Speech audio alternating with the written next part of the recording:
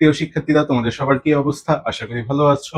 তোমরা রসায়ন প্রথম পত্রের আগে 3 দিন বন্ধ পেয়েও এখন পর্যন্ত যারা চিল করতে করতে কাক হয়ে গেছো, অর্থাৎ তোমাদের হাতে আছে আর একটা দিন। এই একদিনে তোমরা রসায়ন প্রথম পত্র কিভাবে পড়বা, কিভাবে পড়লে রসায়ন প্রথম পত্রে তোমরা কোপ দিয়ে আসতে পারবা, অর্থাৎ এ প্লাসটা নিশ্চিত করে আসতে পারবা, আজকের ভিডিওটি তাদের জন্য। আর যারা একদম রিভাইজ কমপ্লিট করে ফেলছো তারা চাইলে ভিডিওটি স্কিপ করতে পারো, অথবা যদি দেখো তোমাদেরও হেল্প হবে।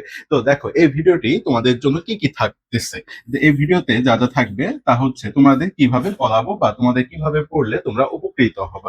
দেখো, এখানে এমসিকিউ যে লাইনগুলো তোমাদের পড়তেই হবে, ইম্পর্টেন্ট লাইনগুলো 200 বা 300 এমসিকিউ, টপ এমসিকিউ ওইভাবে না পড়ে তোমরা কি করবা, বইয়ের প্রত্যেকটা টপিক ধরে ইম্পর্টেন্ট লাইনগুলো আগে শেষ করবা। এমসিকিউ এর জন্য ইম্পর্টেন্ট লাইনগুলো শেষ করে নিবা। তারপর এখানে কি করাবো, এইখান থেকে যে ইম্পর্টেন্ট লাইনগুলো করাইলাম তোমাদের, এখান থেকে এমসিকিউ এর প্র্যাকটিস করাবো, এমসিকিউ এর প্র্যাকটিস। তারপর তোমাদের এখানে থাকবে প্র্যাকটিস। এরপর কি থাকবে, এরপর থাকবে তোমাদের এখান থেকে ক এবং খ, অর্থাৎ জ্ঞানমূলক এবং অনুধাবনমূলক প্রশ্ন কি কি আসতে পারে, এগুলো আমি তোমাদেরকে দেখাই দিব। এগুলো পড়লেই হয়ে যাবে তোমাদের। তারপর থাকবে এখানে সিকিউ এর টপিক গুলো। দেখো, এক ভিডিওতেই তোমাদের কেমিস্ট্রি প্রথম পত্র কিন্তু হয়ে যাচ্ছে। তো চলো শুরু করা যাক ক্লাসটি। দেখো, প্রথমে আমি তোমাদেরকে যে অধ্যায়টি পড়াবো সেটা হলো আহ, আহ, অধ্যায় 2 গুণগত রসায়ন। প্রথম অধ্যায় থেকে তোমাদের এমসিকিউ জাস্ট লাইন গুলো লাগে, ওগুলো আমি দেখাই দিব লাস্টে। তো এখানে অধ্যায় 2 গুণগত রসায়নে তোমরা কি কি পড়বা। দেখো, এখানে যেগুলো পড়তে হবে, আচ্ছা দেখো, প্রথমে একটু বানানে মিস্টেক আছে। এটা কি হবে, এটা হবে কণিকা। তোমরা একটু কণিকা লিখে নাও এখানে, এটা হবে কণিকা। দেখো, পরমাণু ও পরমাণু মূল কণিকা সমূহ, এখন এই পরমাণু এবং পরমাণুর মূল কণিকা সমূহ যেগুলো আছে, এখানে মৌলিক কণিকা, এই মৌলিক কণিকা হচ্ছে মৌলিক কণিকা কয় ভাগে বিভক্ত করতে পারবো আমরা। এখানে মৌলিক কণিকাগুলোকে স্থায়ী মূল কণিকা, অস্থায়ী মূল কণিকা, কম্পোজিট কণা, কম্পোজিট কণিকা বা কণা বলতে পারো। তো এখানে স্থায়ী মূল কণিকা যেটা আছে, এই মূল কণিকাগুলো কি করবে, সব পরমাণুতেই অবস্থান করবে। এগুলো সব পরমাণুতেই থাকবে, এগুলো সব পরমাণুতেই থাকবে। এগুলো কি, electron, proton, neutron, electron, proton, neutron, electron, proton, neutron. এই তিনটা হচ্ছে স্থায়ী মূল কণিকা। এই তিনটাকে স্থায়ী মূল কণিকা। এই তিনটা সম্পর্কে আরো বিশদ আমরা জানবো একটু পরেই। দেখো, এখন অস্থায়ী মূল কণিকা। অস্থায়ী মূল কণিকা কি, এগুলো পরমাণুতে খুব অল্প সময়ের জন্য থাকবে, খুব অল্প সময়ের জন্য থাকতে পারে। যেমন meson, positron, pion, neutrino, antineutrino, muon ইত্যাদি। এগুলো কি হচ্ছে, অস্থায়ী মূল কণিকা। এখন এখান থেকে তোমাদের কিন্তু একটা এমসিকিউ থাকবে, কোথায় থেকে, কম্পোজিট কণিকা। এই কম্পোজিট কণিকা খুব ভালো করে মনে রাখবা, এগুলোকে বলা হবে ভারী কণিকা। এই কম্পোজিট কণিকাকে কি বলা হবে, ভারী কণিকা। ক্লাসটি করার সময় তোমরা অবশ্যই খাতা কলম নিয়ে বসবা। এই যে লাইনগুলো বলবো মাস্ট বি পড়তেই হবে, এই লাইনগুলো পারলে একবার খাতায় লিখে নিবা, তাহলে ইনশাল্লাহ তোমাদের রসায়ন প্রথম পত্রে যে এমসিকিউ গুলো আসবে, এগুলো হুবহু মনে থাকবে তোমাদের। এই লাইনগুলো যদি পড়ো উপকৃত হবে তোমরা। দেখো, এখন কম্পোজিট কণিকা, কম্পোজিট কণিকার এখানে ডিউটেরন, এই ডিউটেরন হচ্ছে কম্পোজিট কণিকা। আরেকটা হচ্ছে আলফা কণা, আরেকটা কি, আলফা কণা। তো এখানে ক্যাপিটাল লেটারে চলে আসছে, এগুলো কিন্তু হবে স্মল এইচ ই, আলফা কণা। এখন দেখো, এই ডিউটেরানের যে সংকেত, এগুলো মনে রাখবা। H2 1, অর্থাৎ এর ভর সংখ্যা কত, ভর সংখ্যা হচ্ছে 2, ভর সংখ্যা কত 2, আর এর পারমাণবিক সংখ্যা হচ্ছে 1। তারপর দেখো, এখানে হিলিয়াম, হিলিয়ামের বা আলফা কণার ভর আসতে পারে, তোমাদের কি আসতে পারে, আলফা কণার ভর। আলফা কণার ভর কত, আলফা কণার ভর হচ্ছে 4, আলফা কণার ভর 4। আর এই আলফা কণার সংকেত হচ্ছে He2 4 2+। এই সংকেতটা অবশ্যই মনে রাখবা। অর্থাৎ এখান থেকে কম্পোজিট কণিকা যেটা, এই লাইনটা মাস্ট বি তোমরা মনে রাখবা এখান থেকে। তারপর আমরা যাবো নেক্সট স্লাইড। দেখো, এই যে স্থায়ী কণিকাগুলো যে আমরা দেখলাম, স্থায়ী কণিকাগুলো দেখলাম, এই স্থায়ী কণিকা সম্পর্কে এখান থেকে কি কি এমসিকিউ তোমাদের থাকতে পারে, এটা আমি দেখাই দিচ্ছি এখানে। দেখো, ইলেকট্রন, ইলেকট্রন এখান থেকে ভর মনে রাখবা। ইলেকট্রনে কি মনে রাখবা, ভর, অর্থাৎ 9.11 ইন্টু 10⁻28 গ্রাম।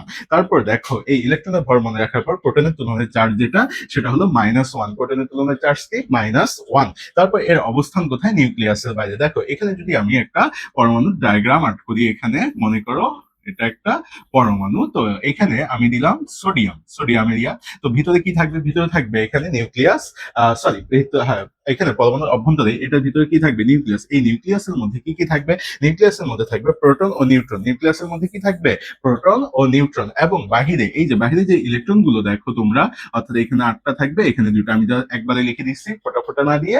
তো দেখো, এইখানে এই যে বাহিরে যে কক্ষপথগুলোতে ইলেকট্রন থাকবে বাহিরে, অর্থাৎ একটা পরমাণু নিউক্লিয়াসের বাহিরে কক্ষপথগুলোতে কি থাকবে, ইলেকট্রন থাকবে। তো এখানে ইলেকট্রনের অবস্থান কোথায় হবে, নিউক্লিয়াসের বাহিরে। আবিষ্কারককে জে থমসন।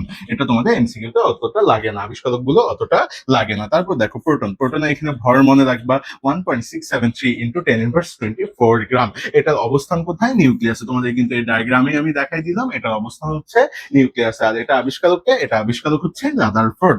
তারপর দেখো নিউট্রন, নিউট্রনের ভর এখানে মনে রাখবা এখানে হলো 1.675 ইন্টু 10^24। আর এখানে দেখো প্রোটনের তুলনায় চার্জ, নিউট্রনের চার্জ কি, নিউট্রন হলো নিরপেক্ষ, নিউট্রনটা কি নিরপেক্ষ, তাই এটা চার্জটা কি হবে, 0 হবে। আর প্রোটনের চার্জ +1 হবে। এটার অবস্থান কোথায়, নিউক্লিয়াসে। এটা আবিষ্কারককে বিজ্ঞানী চ্যাডউইক। তাহলে এখান থেকে যে তথ্যগুলো বললাম, এই তথ্যগুলো অবশ্যই মনে রাখবা। আরেকটা জিনিস মনে রাখবা, সেটা হলো প্রকৃত চার্জগুলো, প্রকৃত চার্জগুলো। তোমরা এগুলো 9-10 থেকে পড়ে আসছো, তাও একবার করে দেখবা পরীক্ষার আগে, যেন ভুল না হয় ভাইয়ারা। দেখো এখানে ইলেকট্রনের ক্ষেত্রে প্রকৃত চার্জ যেটা, সেটা হলো -1.6 ইন্টু 10^19 কুলম্ব। এটা কি হবে, ঋণাত্মক হবে, এই জন্য কিন্তু মাইনাস দেওয়া হয়েছে। আর প্রোটনের ক্ষেত্রে জাস্ট পজিটিভ। আর নিউট্রনের ক্ষেত্রে কি হবে, 0। নিউট্রনটা যেহেতু নিরপেক্ষ, তাই এটা কি হবে, 0 হবে। তারপর দেখো নেক্সট স্লাইডে যাওয়া যাক। এখন দেখো এখান থেকে এসআই এককে ইলেকট্রনের চার্জ, এটা কিন্তু তোমাদের পরীক্ষায় বেশ কয়েকবার চলে আসছিল। এসআই এককে ইলেকট্রনের চার্জ কত, এসআই এককে ইলেকট্রনের চার্জ কি -1.6 ইন্টু 10^19 কুলম্ব। এবং সিজিএস এককে, সিজিএস এককে ইলেকট্রনের চার্জ হচ্ছে এখানে -4.80 ইন্টু 10^10 ESU, অর্থাৎ এখানে সিজিএস এককটাও তোমরা অবশ্যই মনে রাখবা। তারপর দেখো এখানে গুরুত্বপূর্ণ যে মডেল সমূহ আছে, এই মডেলগুলো কিন্তু তোমাদের করতে হবে। অর্থাৎ পরমাণুর যে মডেলগুলো আছে, এই মডেলগুলো অবশ্যই তোমরা ভালো করে একটু দেখে যাবা। এগুলো সম্পর্কে তোমরা জানো, তাও আরেকবার করে দেখে যাবা। দেখো এখানে থমসন যে পরমাণু মডেলটা দিচ্ছে, এটাকে কি বলা হয়, পাম্পুডিং মডেল বলা হয়। কি মডেল বলা হবে, পাম্পুডিং মডেল। এটা প্রকাশিত হয়েছে 1898 সালে। এরপর রাদারফোর্ড যে মডেলটা দিচ্ছে, এটাকে কি বলা হবে, সৌর মডেল। এটাকে কি বলা হবে, সৌর মডেল। সৌর মডেল বলা হয়। এটাও একটু ভালো করে মনে রাখবা। রাদারফোর্ডের পরমাণু মডেলটাকে কি বলা হয়, সৌর মডেল। এটা কত সালে দিছে, 1911। এই সালটা কিন্তু মাঝে মাঝে পরীক্ষায় চলে আসে। এটা দিছে 1911। তারপর বোরের যে পরমাণু মডেলটা, এই বোরের পরমাণু মডেল কত সালে দিছে, এটা হলো 1913। এটা কত সালে দিছে, 1913। তারপর তরঙ্গ বলবিদ্যা পরমাণু মডেল, অর্থাৎ লুই ডি ব্রগলি, এটা প্রস্তাবিত করছে হলো 1924 সালে। এটা এমসিকিউতে আসে না। তো উপরে যে দুটা বললাম, অর্থাৎ বোর এবং বিজ্ঞানী রাদারফোর্ড, এই দুটা একটু তোমরা ভালো করে দেখে যাবা। তারপর দেখো রাদারফোর্ডের আলফা কণা বিচ্ছুরণ, এখান থেকে কি কি লাগবে, তোমাদের কি কি লাইনগুলো লাগবে, জাস্ট ওই লাইনগুলোই আমি এখানে স্লাইডে লিখে নিয়েছি। দেখো এখানে আলফা কণা, আলফা কণা এখানে অবশ্যই ই দিবা, He2+, আর এখানে 2 4 আলফা কণার ক্ষেত্রে। তো আলফা কণা বিচ্ছুরণ পরীক্ষায় জিঙ্ক সালফাইড যেটা আছে, এটা বানানটা মিস্টেক আছে, ও সরি, এটা বানান ঠিক আছে, দুঃখিত আমি। তো দেখো জিঙ্ক সালফাইড এখানে জাস্ট ক্যাপিটাল স্মল মিক্সড হয়ে গেছে, এটা হবে জিঙ্ক সালফাইড। তো জিঙ্ক সালফাইড কথা, এই জিঙ্ক সালফাইডের বর্ণটা কি হবে, এটাও মনে রাখবা। জিঙ্ক সালফাইডের বর্ণ হচ্ছে সাদা, জিঙ্ক সালফাইডের বর্ণ কি, সাদা। এবং পাতলা স্বর্ণপাত ব্যবহার করেন, যার পুরুত্ব, এই পুরুত্বটাও মনে রাখবে। এগুলো এককগুলো কি হবে, ক্যাপিটাল এবং এখানে ক্যাপিটাল হয়ে গেছে, কিন্তু ক্যাপিটাল এবং স্মল মিক্সড করে হবে। প্রথমটা হবে ক্যাপিটাল, পরেরটা স্মল। দেখো এটা কত হবে, 0.0004 সেন্টিমিটার হবে। তারপর দেখো এখানে এই আলফা কণার বৈশিষ্ট্য, আলফা কণার বৈশিষ্ট্য অবশ্যই মনে রাখবা, কারণ এটা দিয়ে কিন্তু তোমাদের বহুপদীতে চলে আসে, এমসিকিউ বহুপদীতে চলে আসে এটা। তো এখানে তোমাদের কি কি লাইন মনে রাখতে হবে, দেখো আলফা কণা মূলত কি, হিলিয়াম নিউক্লিয়াস। একটু আগে আমি তোমাদেরকে এটা বলে দিয়েছি, আলফা কণা হচ্ছে হিলিয়াম নিউক্লিয়াস। তারপর দেখো কণাতে কি থাকবে, দুটি প্রোটন ও দুটি নিউট্রন থাকবে। কারণ কি, এখানে দেখো He2+2 4, এখানে আমরা যদি নিউট্রন বের করতে চাই, তাহলে ভর সংখ্যা থেকে প্রোটন সংখ্যা বাদ দিলে আমরা কি পাবো, এটা পাবো নিউট্রন সংখ্যা, এটা পাবো আমরা নিউট্রন সংখ্যা। আর প্রোটন সংখ্যা কত, 2, প্রোটন সংখ্যা হচ্ছে 2, অর্থাৎ এটা হচ্ছে 2, এবং চার্জ সংখ্যা যেটা আছে সেটাও কত, 2। তারপর দেখো এখানে কণাটিতে দুটি প্রোটন ও দুটি কি থাকবে, নিউট্রন থাকবে। তারপর আলফা কণার গতি সাধারণত 1 × 10⁻⁷ মিটার পার সেকেন্ড। এখানে মিটার পার সেকেন্ডটা স্মল হবে, মিটার পার সেকেন্ড থেকে 2.5 × 10⁻⁷ মিটার পার সেকেন্ড হয়। তো এখানে অবশ্যই গতিটা তোমরা মনে রাখবে, কারণ এগুলো বহুপদীতে চলে আসে কিন্তু। তারপর দেখো আলফা গণার আলফা বিচ্ছুরণ পরীক্ষার পর্যবেক্ষণ। এখন আলফা বিচ্ছুরণ পরীক্ষার যে পর্যবেক্ষণ আছে, এখান থেকে তোমাদের কি কি লাইন মনে রাখতে হবে সেটা বলে দিচ্ছি। দেখো এখানে 99% আলফা গণা সোনার পাতকে ভেদ করে জিঙ্ক সালফাইড যে পদ্মা সেখানে কি হবে, দীপ্তিমান হবে, কারণ পরমাণুর সমস্ত অংশই আমরা কি জানি ফাঁকা। এটা কে বলছেন? বিজ্ঞানী রাদারফোর্ড। তারপর অল্প সংখ্যক আলফা কণা তাদের গতিপথ কি করবে, পরিবর্তন করবে, অর্থাৎ 19 থেকে 20,000 কণার মধ্যে একটি বা দুটি রশ্মি কি করবে, 19 থেকে 20,000 রশ্মির মধ্যে একটি বা দুটি রশ্মি কি করবে, পিছন দিকে ব্যাক করবে, কারণ পরমাণুর কেন্দ্রে কি থাকে, নিউক্লিয়াস। এই নিউক্লিয়াস যেহেতু ধনাত্মক এবং আলফা কণাটাও ধনাত্মক, তাই এটা পরস্পরকে কি করবে, বিকর্ষণ করবে। এর জন্য বলা হয়েছে অল্প সংখ্যক কণা তাদের গতিপথ কি করবে, পরিবর্তন করবে, এবং খুবই কম সংখ্যক আলফা কণা অর্থাৎ 20,000-এ একটি যেটা বললাম সেটা বিপরীতে ফিরে আসে। এটা একটু আগে আমি তোমাদেরকে বললাম। এখন দেখো নেক্সট স্লাইডে যাওয়া যাক। দেখো আলফা কণার বিচ্ছুরণ পরীক্ষার সিদ্ধান্ত, এখান থেকে কি কি সিদ্ধান্ত, এটাও কিন্তু আমি তোমাদেরকে বললাম একটু আগেই।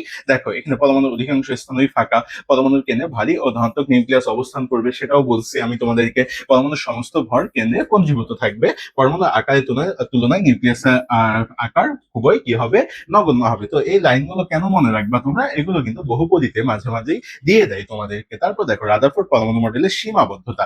এখন এই মডেলে কি কি সীমাবদ্ধতা আছে, এটা অতটা লাগে না, তো এখান থেকে কি কি লাইন পড়বা সেটা আমি দেখাই দিচ্ছি। দেখো সৌরজগতের গ্রহগুলো কি চার্জবিহীন এবং পরস্পরকে মহাকর্ষ বল দ্বারা আকর্ষণ করে, কিন্তু আবর্তনশীল ইলেকট্রন সমূহ ঋণাত্মক চার্জযুক্ত এবং পরস্পরকে কি করবে, বিকর্ষণ করবে। তারপর দেখো ম্যাক্সওয়েলের তত্ত্বানুসারে চার্জযুক্ত বস্তু বৃত্তাকার পথে ঘুরলে ক্রমাগত কি করবে, শক্তি বিকিরণ করবে এবং আবর্তন চক্র ধীরে ধীরে কমতে থাকবে, অর্থাৎ আবর্তনশীল ঋণাত্মক চার্জযুক্ত ইলেকট্রন ক্রমশ শক্তি হারাতে হারাতে কেন্দ্রে পতিত হবে। বাস্তবে এমনটা ঘটে না, অর্থাৎ যদি এমনটা ঘটতো তাহলে রাদারফোর্ডের পরমাণু মডেলের কোনো অস্তিত্ব থাকতো না। তারপর দেখো এখান থেকে এই লাইনটা মাস্ট বি মনে রাখবা, এখান থেকে এই লাইনটা মনে রাখবা তোমরা। এখানে কি বলছে দেখো, হাইড্রোজেন পরমাণু বর্ণালী সম্পর্কে কোনো সুষ্ঠু ব্যাখ্যা দিতে পারেনি, অর্থাৎ রাদারফোর্ডের পরমাণু মডেল হাইড্রোজেনের বর্ণালী সম্পর্কে কোনো সুষ্ঠু ব্যাখ্যা দিতে পারেনি। আবর্তনশীল ইলেকট্রনের কক্ষপথের আকার ও আকৃতি সম্পর্কে, অর্থাৎ আকার এবং আকৃতি সম্পর্কেও কোনো ধারণা দিতে পারেনি। এখান থেকে জাস্ট এই দুটো লাইন যদি তোমরা মনে রাখো তাহলেই কিন্তু তোমাদের এমসিকিউ এর জন্য হয়ে যাবে। তারপর নেক্সট স্লাইডে যাওয়া যাক। আচ্ছা দেখো বোর পরমাণু মডেলের প্রস্তাবনা। এখন বোর পরমাণু মডেলের প্রস্তাবনায় যেটা বলা আছে, এখানে তিনটা স্বীকার্য দেওয়া আছে। কয়টা স্বীকার্য? তিনটা। তো আমরা তিনটা স্বীকার্য একটু দেখে নিই। এখানে ইলেকট্রনের স্থির বৃত্তাকার কক্ষপথের ধারণা, অর্থাৎ প্রথম যেটা সেটা হলো কক্ষপথে ধারণা দিচ্ছেন তিনি। এখানে একটি নির্দিষ্ট শক্তিস্থ ইলেকট্রনের শক্তি কি হবে, নির্দিষ্ট হবে। দ্বিতীয়টা কি, কৌণিক ভরবেগ সম্পর্কিত, m v r equal n s by two pi. এখানে তোমরা জানো এম দ্বারা ইলেকট্রনের ভর বোঝাবে, ভি দ্বারা বেগ, আর দ্বারা ব্যাসার্ধ, এন দ্বারা কক্ষপথ, এইচ দ্বারা প্লাঙ্কের ধ্রুবক। এই প্লাঙ্কের ধ্রুবকের এখানে মানটা অবশ্যই মনে রাখবা, 6.6 ইন্টু 10⁻34 জুল সেকেন্ড। এবং এর দাদা কক্ষপথ সেটা বলেই দিলাম, আর পায়ের মান তো জানোই তোমরা, 3.1416। এটা দিয়ে কিন্তু তোমাদের মাঝে মাঝে এমসিকিউ তে ম্যাথ চলে আসে। তারপর দেখো এখন এটা দিয়ে কি ধরনের এমসিকিউ আসতে পারে সেটা আমি দেখাই দিচ্ছি তোমাদের এখান থেকে। পটাশিয়ামের সর্বশেষ ইলেকট্রনটির কৌণিক ভরবেগ। তাহলে কি করতে হবে, পটাশিয়ামের আগে ইলেকট্রন বিন্যাস করতে হবে। দেখো এখানে করে নিচ্ছি তোমাদের সুবিধার জন্য, যেহেতু তোমাদের পিডিএফ চলে যাবে তাই পুরা এখানে সাজাই দেওয়া আছে, তোমরা এটা দেখলেই কিন্তু তোমাদের হয়ে যাবে। দেখো এখানে পটাশিয়াম যেটা, এই পটাশিয়ামের ক্ষেত্রে ইলেকট্রন বিন্যাস করলে লাস্ট কক্ষপথে কত, এই 4s1 পাচ্ছি আমরা, অর্থাৎ সেটা চতুর্থ শক্তি স্তরে যাচ্ছে। কত শক্তি স্তর, চতুর্থ। তাহলে সূত্রটা কি জানি আমরা, m v r equal n s by two pi, m v r equal n s by two pi পাচ্ছি আমরা। তাহলে কৌণিক ভরবেগ বের করতে বলছে, তাহলে পুরাটাই এমভিআর ইকুয়াল বের করতে হবে। এর এর মান কত বসাবো, 4 বসাবো, প্লাঙ্কের ধ্রুবকের মান বসাবো 6.626 ইন্টু 10⁻34। তারপর পায়ের মান বসাবো 3.1416। তারপর ক্যালকুলেটর চাপলেই কিন্তু তোমাদের অ্যান্সার চলে আসবে, যেটা অ্যান্সার হচ্ছে 4.22 ইন্টু 10⁻34 জুল সেকেন্ড। তাহলে দেখো এখান থেকে যে আহামরি কঠিন এমসিকিউ আসবে এমনটা না। তারপর তৃতীয় যে স্বীকার্যর কথা বলা আছে সেটা কি, সেটা হলো শক্তি শোষণ ও বিকিরণ সম্পর্কিত।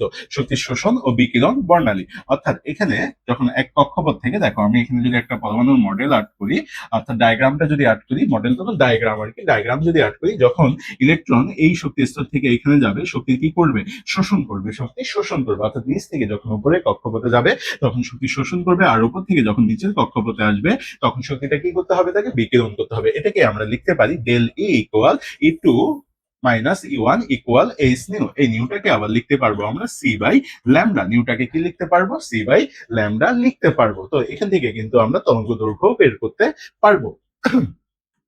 তারপর দেখো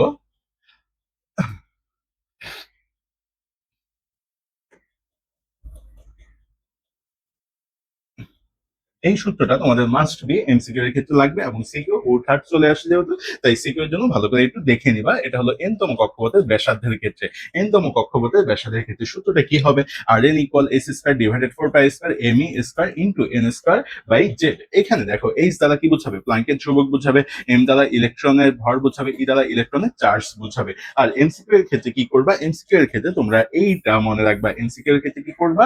এইটা মনে রাখবা, একদম এটা বসাই দিবা, এমসিকিউ শর্টকাটে হয়ে যাবে। R n equal a nought into n square divided Z. এখন দেখা যাক এটা দিয়ে তোমাদের এমসিকিউ কিরকম আসবে।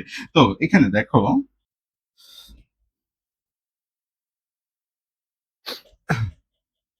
দেখো এবার এখান থেকে তোমাদের কি কি করতে হবে। দেখো বোর পরমাণু মডেল যেটা আছে, বোর পরমাণু মডেল, এই মডেলটা কি করবে? বোর পরমাণু মডেল এখানে হাইড্রোজেন ও হাইড্রোজেন আয়ন যে আছে, হাইড্রোজেন পরমাণু এবং হাইড্রোজেনের যে আয়ন গুলো আছে, অর্থাৎ হিলিয়াম, এখানে অবশ্যই স্মল হবে এগুলো, লিথিয়াম Be3+, অর্থাৎ বেরিলিয়াম, এই বর্ণালীগুলোর ব্যাখ্যা করতে সক্ষম। অর্থাৎ এই তিনটা কিন্তু তোমাদের মাস্ট বি মনে রাখতে হবে, এগুলোর বর্ণালী ব্যাখ্যা করতে সক্ষম। তারপর দেখো হাইড্রোজেন পরমাণুর প্রথম শক্তি স্তর বোর ব্যাসার্ধ যেটা, এটা একদম মুখস্থ রাখবা, তাহলে তোমাদের এমসিকিউ তে হেল্প হবে। এ নট ইকুয়াল 5.292 ইন্টু 10^11। এটা তোমরা অবশ্যই মুখস্থ মনে রাখবা। এটা মিটার বুঝাইছে এখানে, এম দ্বারা কি মিটার, এটা এগুলো স্মল হবে মিটার। তারপর দেখো এখান থেকে এখন আর এন ব্যাসার্ধ, ব্যাসার্ধের ক্ষেত্রে তোমাদের যেটা মনে রাখতে হবে ফর্মুলাটা, r n equal h square divided 4 pi square m e square into n square by Z. এটা অবশ্যই তোমাদের সূত্রটা ভালো করে পড়তে হবে, কারণ সিকিউতে হুটহাট দিয়ে দেয়। আর যদি এমসিকিউতে দেয় তাহলে তোমরা ফর্মুলা ইউজ করবা এইটা, এমসিকিউতে দিলে ফর্মুলা ইউজ করবা এইটা। অর্থাৎ r n equal a nought into n square divided Z. এখানে এ নটের মানটা কি হবে? এ নটের মান কিন্তু উপরেই তোমাদের বলে দিছি, 5.292 ইনটু 10^11 মিটার। এটা হবে, এই মানটা কিন্তু তোমাদের মুখস্থ মনে রাখতে হবে, তাই এই মানটা খুব ভালো করে তোমরা মনে রাখবা। তারপর দেখো এখানে একটা ম্যাথ নেওয়া আছে, হাইড্রোজেনের তৃতীয় কক্ষপথে আবর্তনশীল ইলেকট্রনের বেগ কত, আবর্তনশীল ইলেকট্রনের বেগ কত বের করো। এখন এটা তোমরা কিভাবে করবা? দেখো এখন এখানে ভিএন যেটা আছে, ভিএন ইকুয়াল আমরা লিখতে পারবো V one into Z by N. এখন এই ভি1 এর মানটাও কিন্তু তোমাদের মুখস্থ রাখতে হবে, এমসিকিউ এর জন্য এই ভি1 এর মানটাও কি রাখতে হবে? মুখস্থ রাখতে হবে তোমাদের। তাহলে এখানে আমরা লিখতে পারবো 2.18 ইন্টু 10^6। এটা হচ্ছে ভি1 এর মান। এটা কার মান? ভি1। অর্থাৎ ভি1 ইকুয়াল আমরা লিখতে পারবো 2.18 ইন্টু 10^6। তারপর দেখো এখানে তৃতীয় কক্ষপথ বলছে, তাহলে এর মানটা কি হবে? 3 হবে, এবং হাইড্রোজেন পরমাণু যেহেতু বলছে, এখানে জেড এর মানটা হবে 1। এটা ক্যালকুলেশন করলে তোমরা অ্যান্সার পাবে এটা, এবং এটার এককটা হবে মিটার পার সেকেন্ড। অর্থাৎ এখানে এককগুলো সবগুলোই ক্যাপিটাল হয়ে গেছে, এটা প্রিন্টিং মিস্টেক হয়েছে ভাইয়া, দুঃখিত এর জন্য। তারপর নেক্সট স্লাইডে যাওয়া যায়। দেখো এখান থেকে এখন শক্তি, শক্তি কিভাবে তোমরা বের করবা? এটার ক্ষেত্রে ইএন ইকুয়াল সূত্রটা লেখা যাবে -2 π² divided h square into Z square divided N square. এখন এটা শর্টকাটে করার ক্ষেত্রে তোমাদের যেটা মনে রাখতে হবে, E N equal E one into Z square divided N square. এখানে ই1 এর মানটাও কিন্তু তোমাদের মুখস্থ রাখতে হবে, ই1 এর মানটা মুখস্থ রাখতে হবে। ই1 ইকুয়াল -2.18 ইন্টু 10^18 জুল, এটা তোমাদের মুখস্থ রাখতে হবে। তারপর দেখো লিথিয়াম 2+ এর দ্বিতীয় কক্ষপথে ইলেকট্রনের শক্তি কত, এটা তোমাদের যদি এমসিকিউ তে আসে কিভাবে করবা তোমরা। দেখো এখানে ইএন ইকুয়াল যে ফর্মুলাটা বললাম তোমাদেরকে আমি, E1 into Z square divided N square. এখানে ই1 এর মানটা কি? এই যে এটা বসবে, একদম মুখস্থ মান। তাই কিছু কিছু জিনিস অবশ্যই তোমরা মুখস্থ মনে রাখবা। আর জেড স্কয়ার, জেড স্কয়ার এখানে যেটা লিথিয়াম কত, লিথিয়াম হবে এখানে 3, লিথিয়ামের কত পারমাণবিক সংখ্যা? 3, তাহলে এখানে জেড 3 স্কয়ার হবে, এবং দ্বিতীয় কক্ষপথ যেহেতু বলছে তাই এটা হবে 2 স্কয়ার। এটা ক্যালকুলেশন করলে তোমরা কি পাবা? এখানে -4.905 ইন্টু 10^18 জুল পাবা। তারপর দেখো নেক্সট স্লাইডে যাওয়া যাক। এখন এই যে কোয়ান্টাম সংখ্যা বলছে, এটা তোমাদের সিকিউ এর জন্য কিন্তু মোস্ট ইম্পর্টেন্ট একটা টপিক। এখন কোয়ান্টাম সংখ্যা কাকে বলবো? কোয়ান্টাম বলবিদ্যায় যে সংখ্যা দ্বারা পরমাণুর আকার, আকৃতি, ত্রিমাত্রিক দিক বিন্যাস ও ঘূর্ণন সংখ্যা প্রকাশ করে তাকে আমরা কি বলবো? কোয়ান্টাম সংখ্যা। এখন দেখো এই কোয়ান্টাম সংখ্যা কিন্তু 4 প্রকার। কোয়ান্টাম সংখ্যা কত প্রকার? 4 প্রকার। প্রথমে সংখ্যাটাই যদি ভালো করে শোনো তোমরা, তাহলে এখান থেকে কিন্তু একটা এমসিকিউ তোমাদের হয়ে যাবে। দেখো প্রথম কোয়ান্টাম সংখ্যা, এটাকে প্রকাশ করা হবে এন দ্বারা, এবং শক্তিস্তরকে নির্দেশ করবে, আকার নির্দেশ করবে, সেটাও আমি বলে দিলাম। এটা আবিষ্কারককে বিজ্ঞানী বোর্ড। তারপর দেখো সহকারী কোয়ান্টাম সংখ্যা, এটা কি নির্দেশ করবে? আকৃতি নির্দেশ করবে। এটাকে প্রকাশ করা হবে এল দ্বারা। এল এর মান হবে 0 থেকে n-1 পর্যন্ত। এটা আবিষ্কারককে সোমারফিল্ড। এটা আবিষ্কারক হচ্ছে সোমারফিল্ড। তারপর দেখো ম্যাগনেটিক কোয়ান্টাম সংখ্যা, একে কি দ্বারা প্রকাশ করা হবে? এম দ্বারা। এম এর মান হবে 0 সহ +-n পর্যন্ত। এটা কি নির্দেশ করবে? ত্রিমাত্রিক দিক বিন্যাস। ত্রিমাত্রিক দিক বিন্যাস, এটা আবিষ্কারক হচ্ছে বিজ্ঞানী জিম্যান। তারপর দেখো স্পিন কোয়ান্টাম সংখ্যা, এটার মান হবে s = +-½ এবং এটা কি নির্দেশ করবে? ঘূর্ণনের দিক। এটা আবিষ্কারককে উলেনবেক।